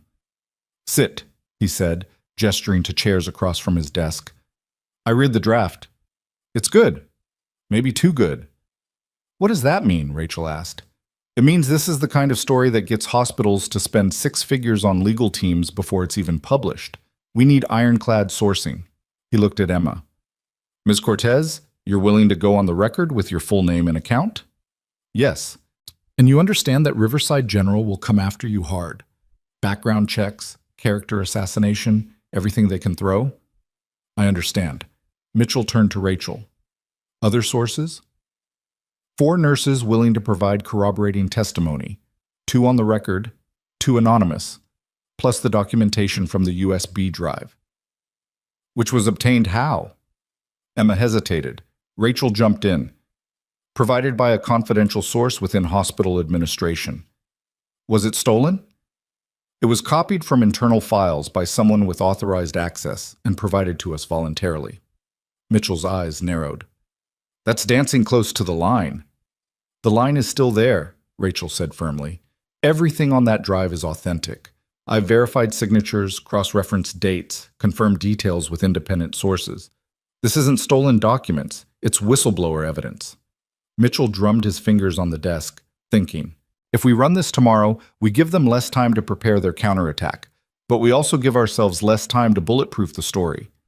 They're going to fire Emma by end of week, Rachel said, probably sooner now that they know she has the files.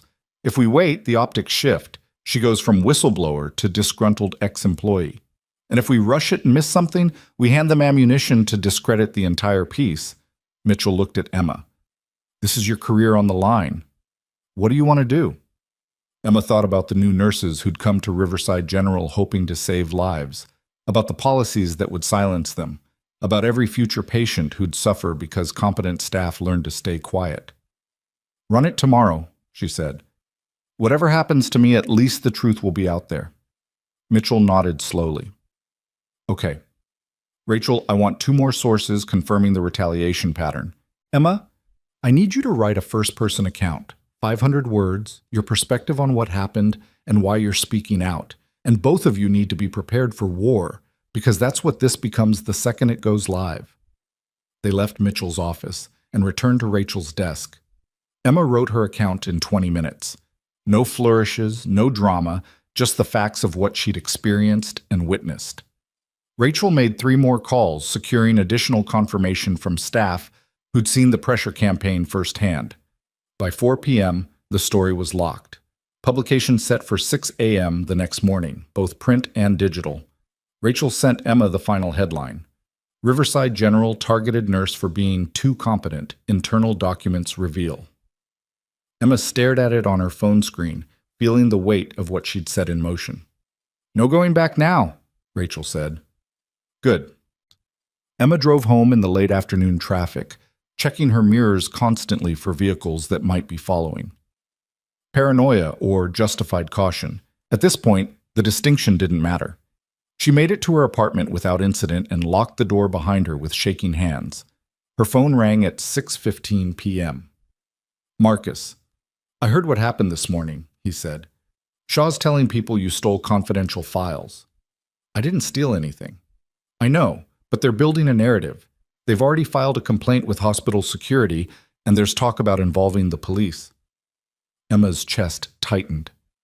For what? I didn't break any laws.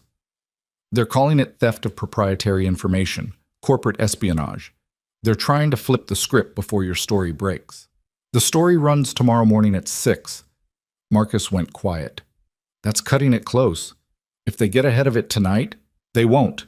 Rachel's editor is solid. The documentation is airtight.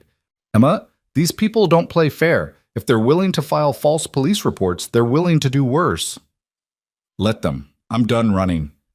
After Marcus hung up, Emma sat in her apartment watching the sun set through her window, painting the sky in shades of orange and red that reminded her of sunsets in other places, on other continents, when danger had been more honest and enemies easier to identify. Her phone buzzed with a text. Unknown number. This is Dr. Brennan. I know you think I betrayed you this morning. You're right. Shaw threatened my position if I didn't cooperate. I'm a coward, but I'm trying to fix it. The USB drive I gave you? There's a second one. Same location, different box. Orthopedic supplies 2023. It has the rest of what you need. I'm sorry. Emma stared at the message, trying to parse truth from manipulation. Was Brennan genuinely trying to help, or was this another trap designed to catch her breaking into hospital property? She called Rachel. Brennan just texted, says there's more evidence at the hospital. Don't go, Rachel said immediately. It's too risky. We have enough. What if we don't? What if there's something on that second drive that proves criminal intent instead of just unethical behavior? Emma, if you go back there tonight and get caught, Shaw will have you arrested. The story won't matter if you're in jail. And if I don't go, we might miss the evidence that actually puts them away instead of just embarrassing them. Rachel sighed. I can't tell you what to do, but if you're going to do this, do it smart. Don't go alone. Emma ended the call and immediately dialed another number. Sarah answered on the third ring. I need a favor, Emma said, and it's going to sound insane. 20 minutes later, Sarah pulled up outside Emma's apartment in her decade-old Honda. Emma climbed in, and they drove toward Riverside General in tense silence. You really think there's another drive? Sarah asked. I don't know. But if there is, and if it has what Brennan says it has, it could be the difference between Shaw and Price losing their jobs and going to prison. And if it's a trap, then at least I won't be walking into it alone. They arrived at the hospital at 7:30 p.m. when evening shift was settling in and security was lighter. Sarah badged them through the employee entrance. Her credentials were active, and two nurses entering together looked routine enough not to trigger attention. The third floor was quieter at night. They took the stairs, avoiding elevators and their cameras. Emma led them to the storage room, heart hammering against her ribs. The box labeled Orthopedic Supplies 2023 sat exactly where Brennan had indicated. Emma opened it with hands that wanted to shake but stayed steady through sheer willpower. Inside, wrapped in the same bubble wrap, sat another USB drive. "Got it," Emma whispered. Behind them, footsteps echoed in the hallway. Emma and Sarah froze. The footsteps grew closer, accompanied by the soft crackle of a radio. Security guard making rounds. Sarah grabbed Emma's arm and pulled her toward a supply closet 3 feet away. They squeezed inside among mops and cleaning supplies, barely breathing as the footsteps approached. Through the crack in the door, Emma saw the guard pass.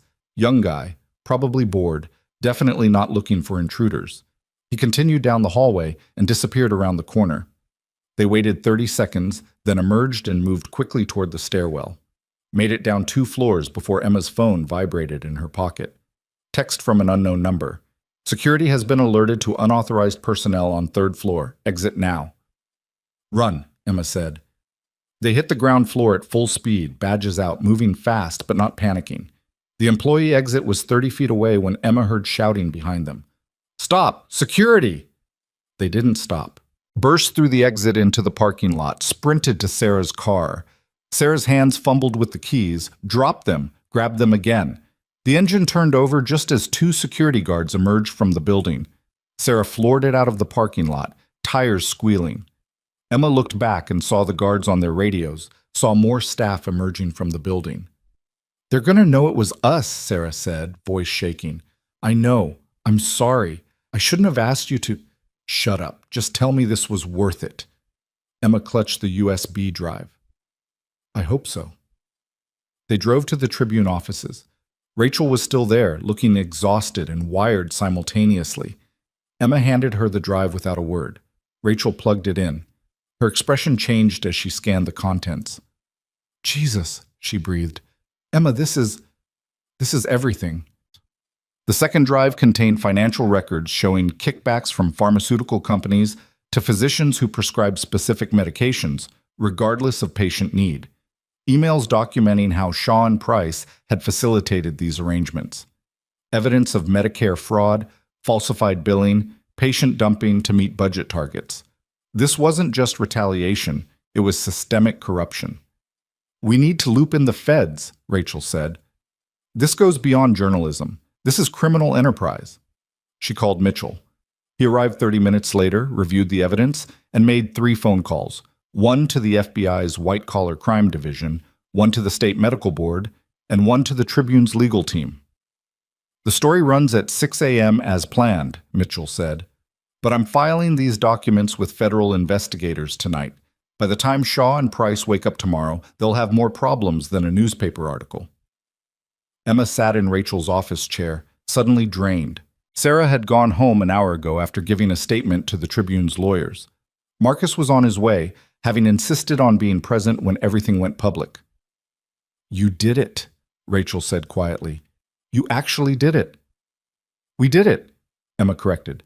"No, you risked everything. You could have taken Shaw's resignation offer and walked away.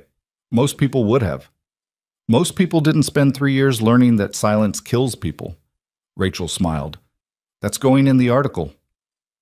At 5:45 a.m., Emma sat in the Tribune's break room with Marcus beside her and Rachel pacing near the window. The digital version would go live in 15 minutes. Print copies were already being distributed to newsstands across the city. Emma's phone had been silent all night. Now it started buzzing with incoming calls. Colleagues, former military friends who'd seen advance copies, reporters from other outlets wanting comment. She ignored them all. At 6 a.m. exactly, Rachel's laptop chimed. The article was live. Within minutes, social media erupted. Healthcare advocates shared the story. Veterans groups amplified it. National news outlets picked it up. The Tribune's servers struggled under the traffic load. At 6:23 a.m., Emma's phone rang with a call from Riverside General's main number. She let it go to voicemail. The voicemail was from Brennan. His voice sounded wrecked. "Ms. Cortez, it's Richard Brennan. I know you have no reason to believe me, but I need you to know I submitted my resignation this morning before the article even published. I couldn't be part of this anymore. The second drive, I left that for you because I wanted something good to come from my cowardice. I hope it was enough. I hope you can forgive me someday. I don't forgive myself." At 7:15 a.m., the FBI arrived at Riverside General with warrants. Local news crews captured footage of agents entering the administrative wing, of Calvin Shaw being escorted out in handcuffs, of Diana Price following 10 minutes later. At 8:30 a.m., the hospital board held an emergency meeting and suspended both Shaw and Price pending investigation. They also announced a comprehensive review of all policies implemented in the past 6 months.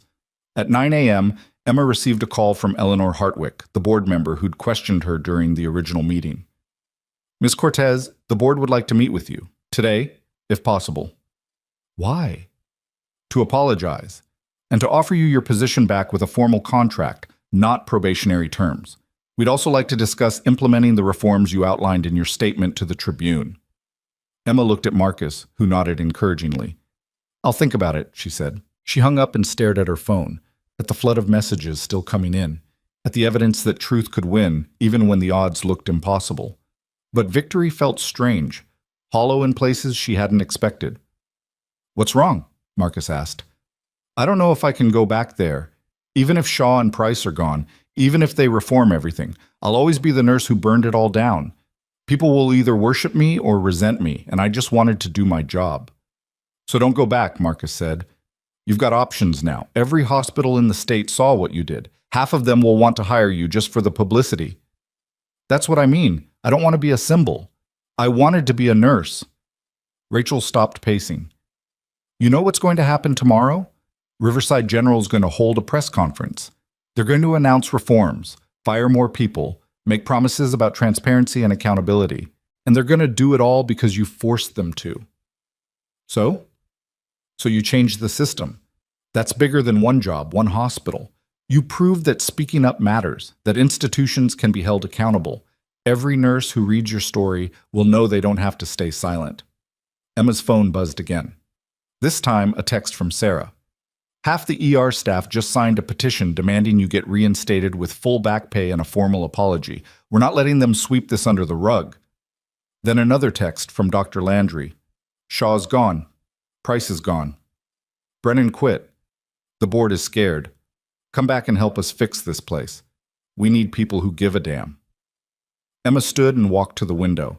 Outside, the city was waking up to news of the scandal, to the story of corruption exposed and justice, incomplete, imperfect, but real, beginning to take shape. Her phone rang one more time. Unknown number. She almost ignored it, then answered on instinct. "Emma Cortez?" "Yes?" "This is Special Agent Maria Torres, FBI. I'm leading the investigation into Riverside General. We'd like to interview you this afternoon regarding the evidence you provided and any additional information you might have about the financial crimes documented in those files." Emma felt the ground shift again, felt the story expanding beyond her control into something larger and more dangerous. "I'll cooperate," she said, "but I need immunity for the file retrieval." "Already granted. You're a witness, not a suspect. We just need your statement." The call ended. Emma turned to find Marcus and Rachel both watching her. "They want me to testify," she said. "Of course they do," Marcus replied. "You handed them a case they couldn't have built without you." "This isn't over, is it?" "No," Rachel said. "It's just starting.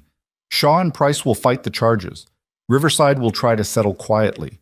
Other hospitals will watch to see if you actually win. This could take years." Emma thought about years of depositions, court appearances, being the face of healthcare whistleblowing whether she wanted to be or not. She thought about the nurses at Riverside who'd signed that petition, about the patients who'd benefit from reforms, about every future employee who'd know they could speak up because someone else had paid the price first. "Okay, she said quietly. Then let's see it through. Marcus smiled. There's the soldier I remember. I'm not a soldier anymore. No, he agreed. You're something better. You're someone who fights even when there's no chain of command, no backup, no guarantee it'll work. That takes more courage than anything I saw overseas. Emma's phone buzzed with another message. Then another. The flood was becoming a deluge. Interview requests, job offers, messages of support from people she'd never met. She silenced the phone and looked at Rachel. When's the next story running? Tomorrow. Follow up on the FBI investigation and the board's response. Why? Because I want to make sure they know this isn't just about me. It's about Sarah and the other nurses who spoke up. It's about every patient who deserved better care and didn't get it because the system was broken. Make sure that's in the story. Rachel nodded. Already planned. At noon, Emma walked out of the Tribune building into September sunshine that felt sharper and cleaner than it had any right to.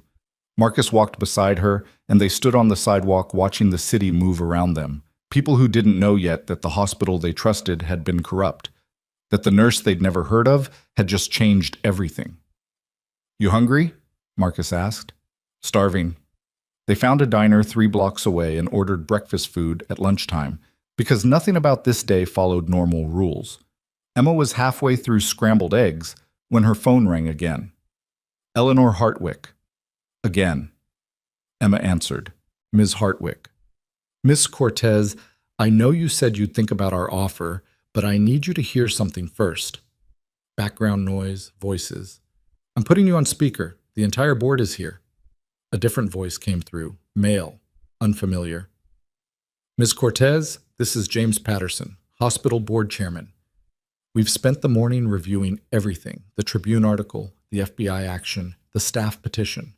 We need to be clear. What happened to you was unconscionable. Shaw and Price acted without board authorization, and we failed to catch it until you forced our hand. Emma waited. There was more coming. We're offering you complete reinstatement with full back pay from the date of your suspension, a formal apology in writing and at a public press conference, and the position of Director of Clinical Excellence, a new role we're creating specifically to prevent this from ever happening again. You'd have authority to review all clinical policies, audit treatment decisions for bias, and report directly to this board, not to hospital administration. Emma's eggs went cold on her plate. Marcus was watching her intently. That's a lot of power, she said carefully. That's the point, Patterson replied. We're giving you the authority to fix what's broken, and we're doing it publicly so the entire medical community knows that Riverside General is serious about reform. And if I say no? Silence. Then Eleanor's voice. Then we still make the reforms, but we lose credibility. People will think we're just doing damage control. With you in that role, they'll believe we mean it. Emma closed her eyes. I need 72 hours to decide. Take it. But Ms. Cortez, whatever you decide, thank you. You did what we should have done months ago. The call ended. Marcus was grinning. Director of Clinical Excellence. That's not bad. That's a target, Emma corrected. Every physician who resented a nurse questioning them will hate me. Every administrator who liked the old system will undermine me. I'll be fighting battles every single day. So nothing new then, Emma laughed despite herself. Yeah, nothing new. They finished breakfast and walked back to Marcus's SUV. He'd driven Emma to the Tribune the night before, and now he offered to drive her home. She accepted, too tired to trust herself behind a wheel. Halfway there, Marcus's phone rang. He answered on speaker. General Vance, this is Agent Torres with the FBI. We've arrested Calvin Shaw and Diana Price on charges of wire fraud, conspiracy to commit Medicare fraud, and obstruction of justice. Based on evidence from the files Ms. Cortez provided, we're also investigating 12 physicians for kickback schemes. I wanted you to know that your intervention on Ms. Cortez's behalf likely saved lives by exposing this before it went any deeper. Marcus met Emma's eyes. Glad I could help, Agent. Keep me updated. After he hung up, Emma spoke quietly. You saved my career. Now I'm finding out I accidentally exposed Medicare fraud and kickback schemes. This is insane. This is what happens when you shine light in dark places. You never know what you'll find. They pulled up outside Emma's apartment. She sat in the passenger seat, not quite ready to move yet. Marcus, what if I can't do this? What if I take that director position and I'm not good enough, or I make things worse, or I just... You won't. You don't know that. I do. Because you're someone who runs toward problems instead of away from them. That's rare.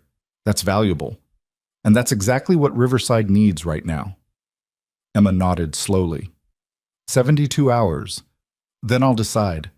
She climbed out of the SUV and made it to her apartment before her legs started shaking. Adrenaline crash, delayed shock, the weight of everything that had happened in the past 36 hours finally catching up. She sat on her couch and opened her laptop. The Tribune story had gone viral. Hundreds of thousands of shares, comment sections exploding with debate. Some people called her a hero.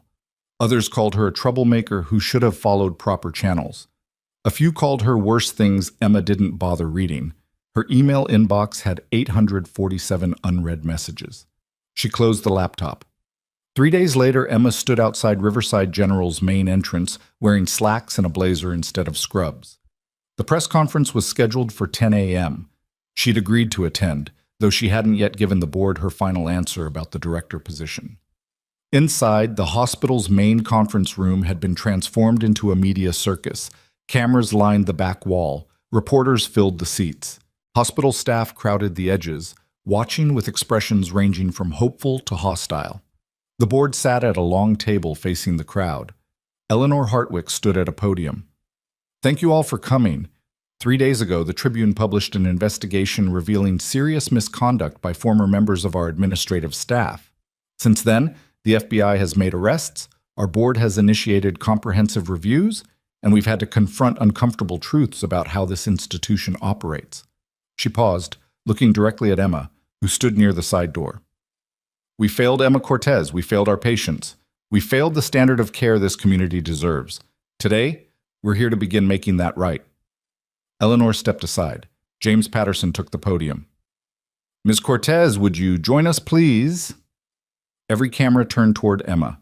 She walked to the front of the room, hyper-aware of every eye tracking her movement. Patterson handed her an envelope. This is our formal written apology along with the offer we discussed. But before you respond, I want to say something publicly. He turned to face the cameras. Emma Cortez is a better nurse than this hospital deserved. She saw problems we ignored, spoke truths we tried to silence, and exposed corruption we should have caught ourselves. The fact that she's even considering returning to work here is more grace than we've earned. Whatever she decides, this institution owes her a debt we can never fully repay. The room erupted in applause. Not everyone. Emma saw some physicians sitting with arms crossed, some administrators looking distinctly uncomfortable, but enough people clapped that it felt real. Emma opened the envelope. Inside was the formal offer, the apology in writing, and one additional document she hadn't expected. A check for 6 months back pay, plus compensation for emotional distress. She looked at Patterson. This is more than you owe me. It's less than you cost us in exposing what needed to be exposed. Please accept it. Emma folded the check and put it in her pocket. Then she stepped to the podium. I came to Riverside General because I wanted to help people. That hasn't changed. What has changed is my understanding of how broken the system was and how much work it'll take to fix it. She looked at the board members. I'll accept the position of Director of Clinical Excellence on 3 conditions. Patterson nodded. Name them. 1. I report directly to this board with no administrative intermediaries who can block or filter my findings. 2. Any policy I flag as harmful to patient care gets suspended immediately pending review. 3. I get to hire my own team, people I trust, without interference from existing department heads. Agreed, Patterson said without hesitation.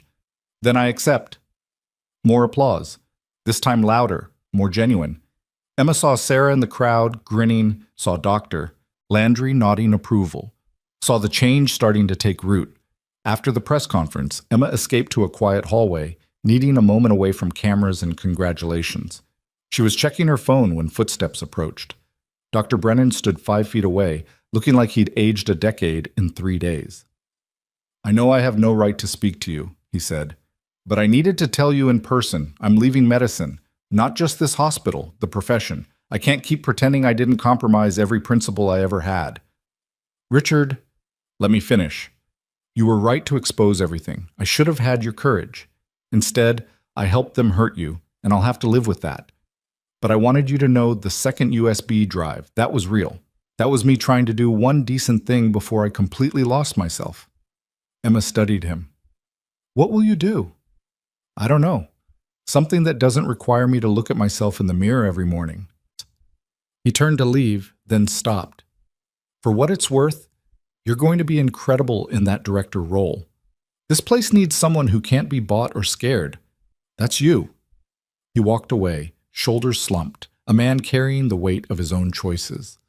Emma stood in that hallway for a long moment, then headed back toward her new office, a space they were clearing for her on the administrative floor, with windows overlooking the ER where this had all started.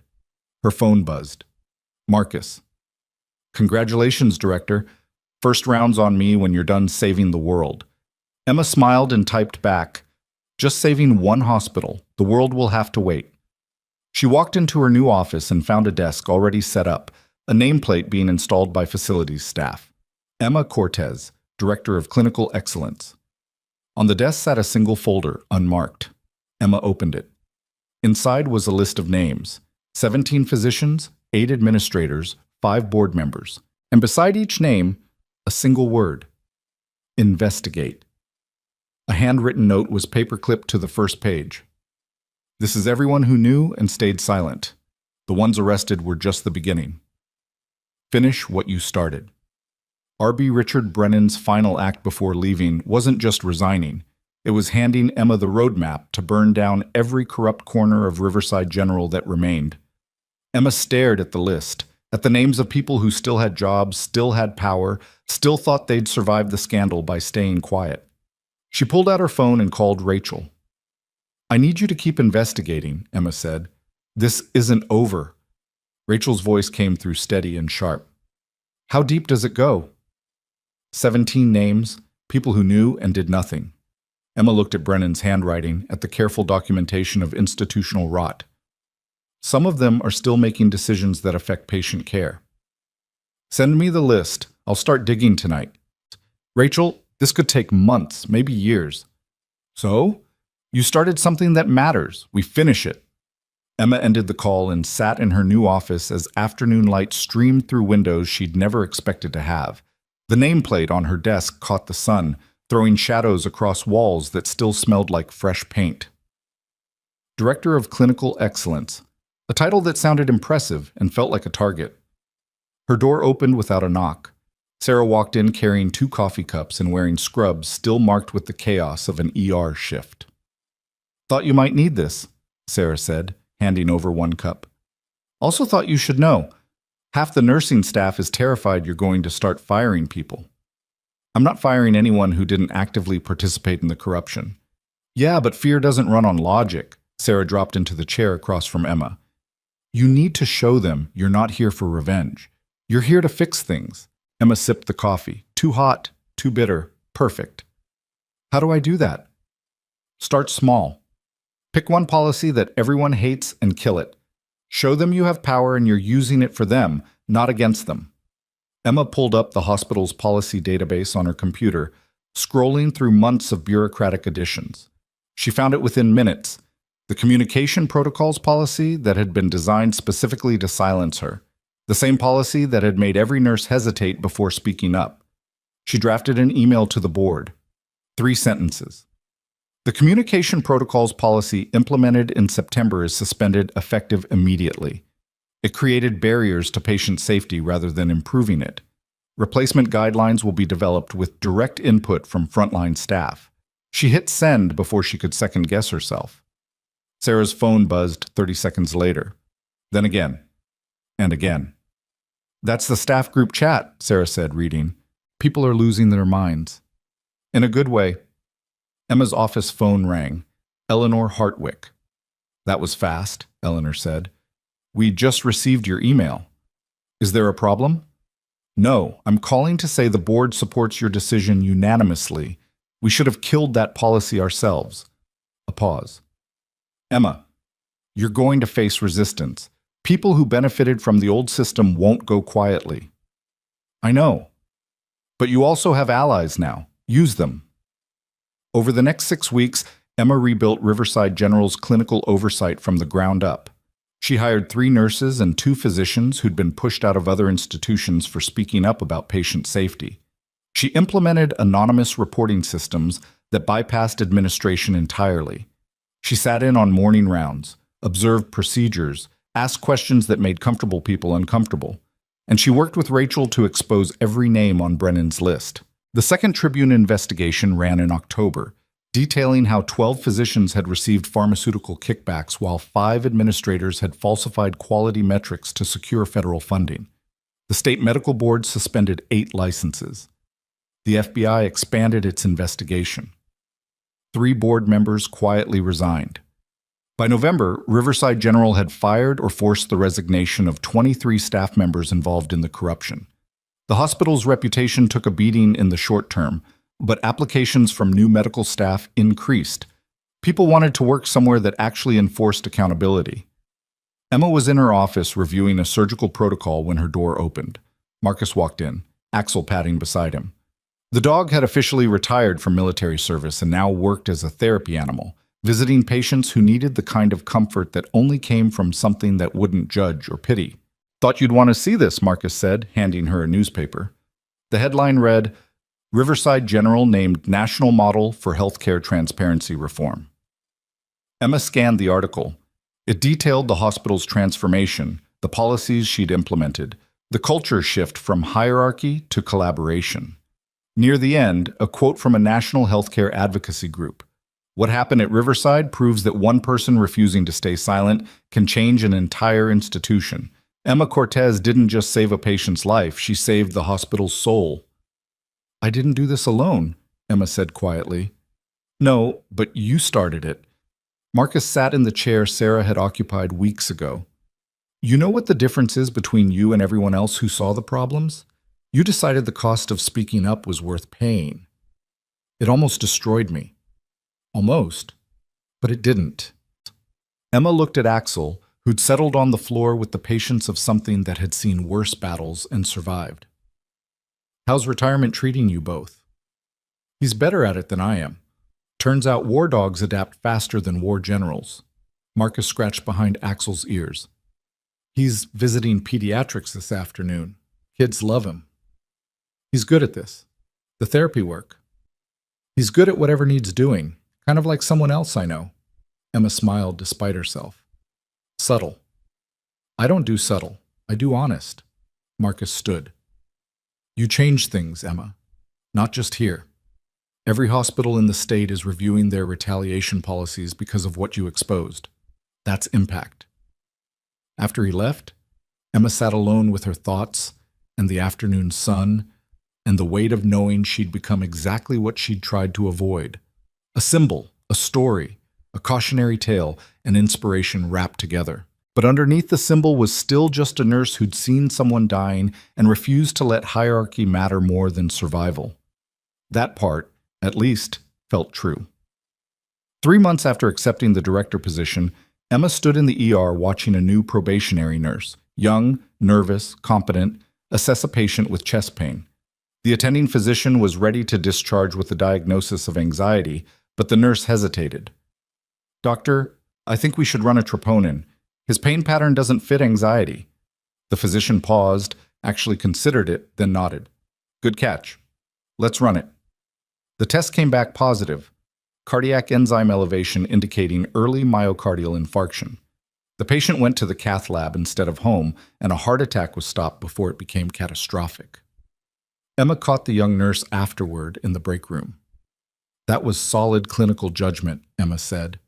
The nurse looked up, startled. "Director Cortez, I wasn't sure if I should have spoken up. I've only been here 2 weeks." "That's exactly when you should speak up. You're still seeing things clearly before the system teaches you to ignore your instincts." Emma sat down across from her. "What's your name?" "Jennifer. Jennifer Park." "Jennifer, you're going to face pressure to stay quiet sometimes. People who think hierarchy matters more than patience.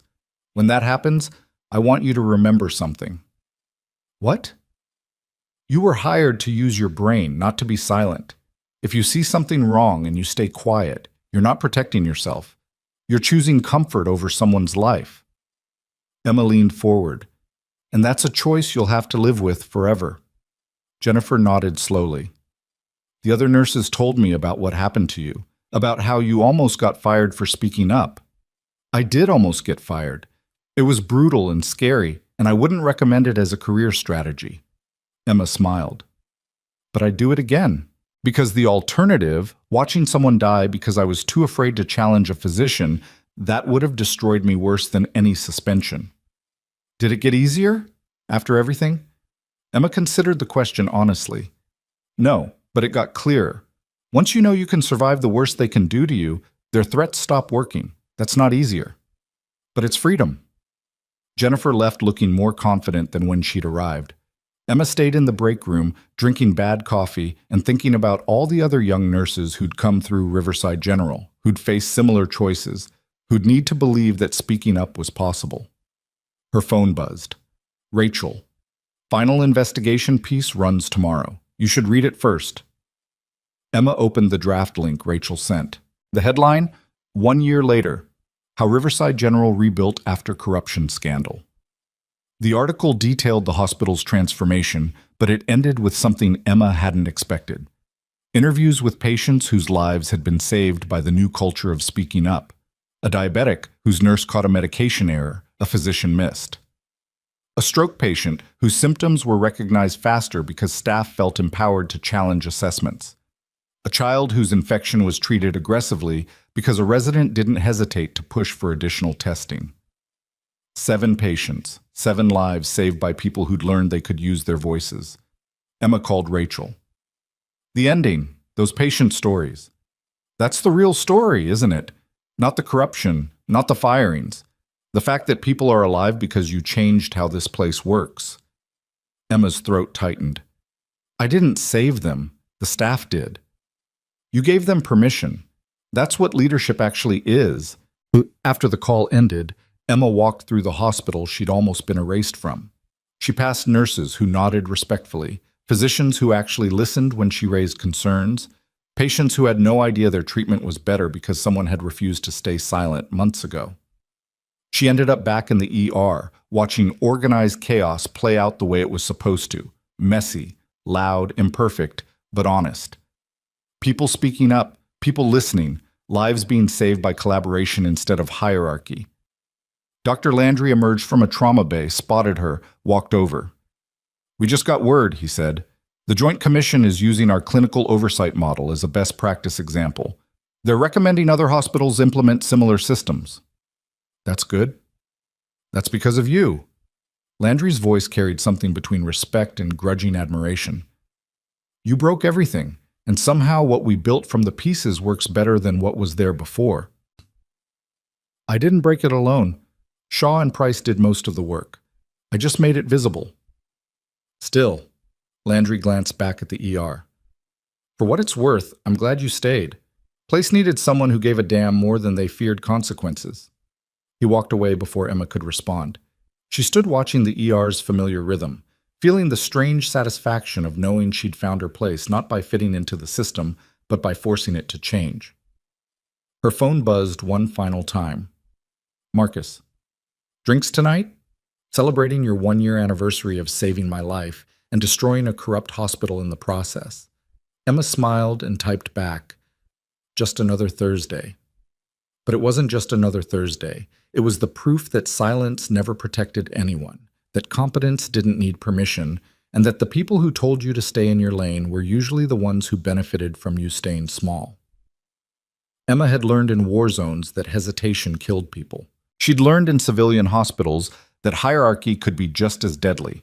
And she'd learned in the wreckage of her own near-destroyed career that the only way to survive institutions designed to crush dissent was to refuse to be crushed.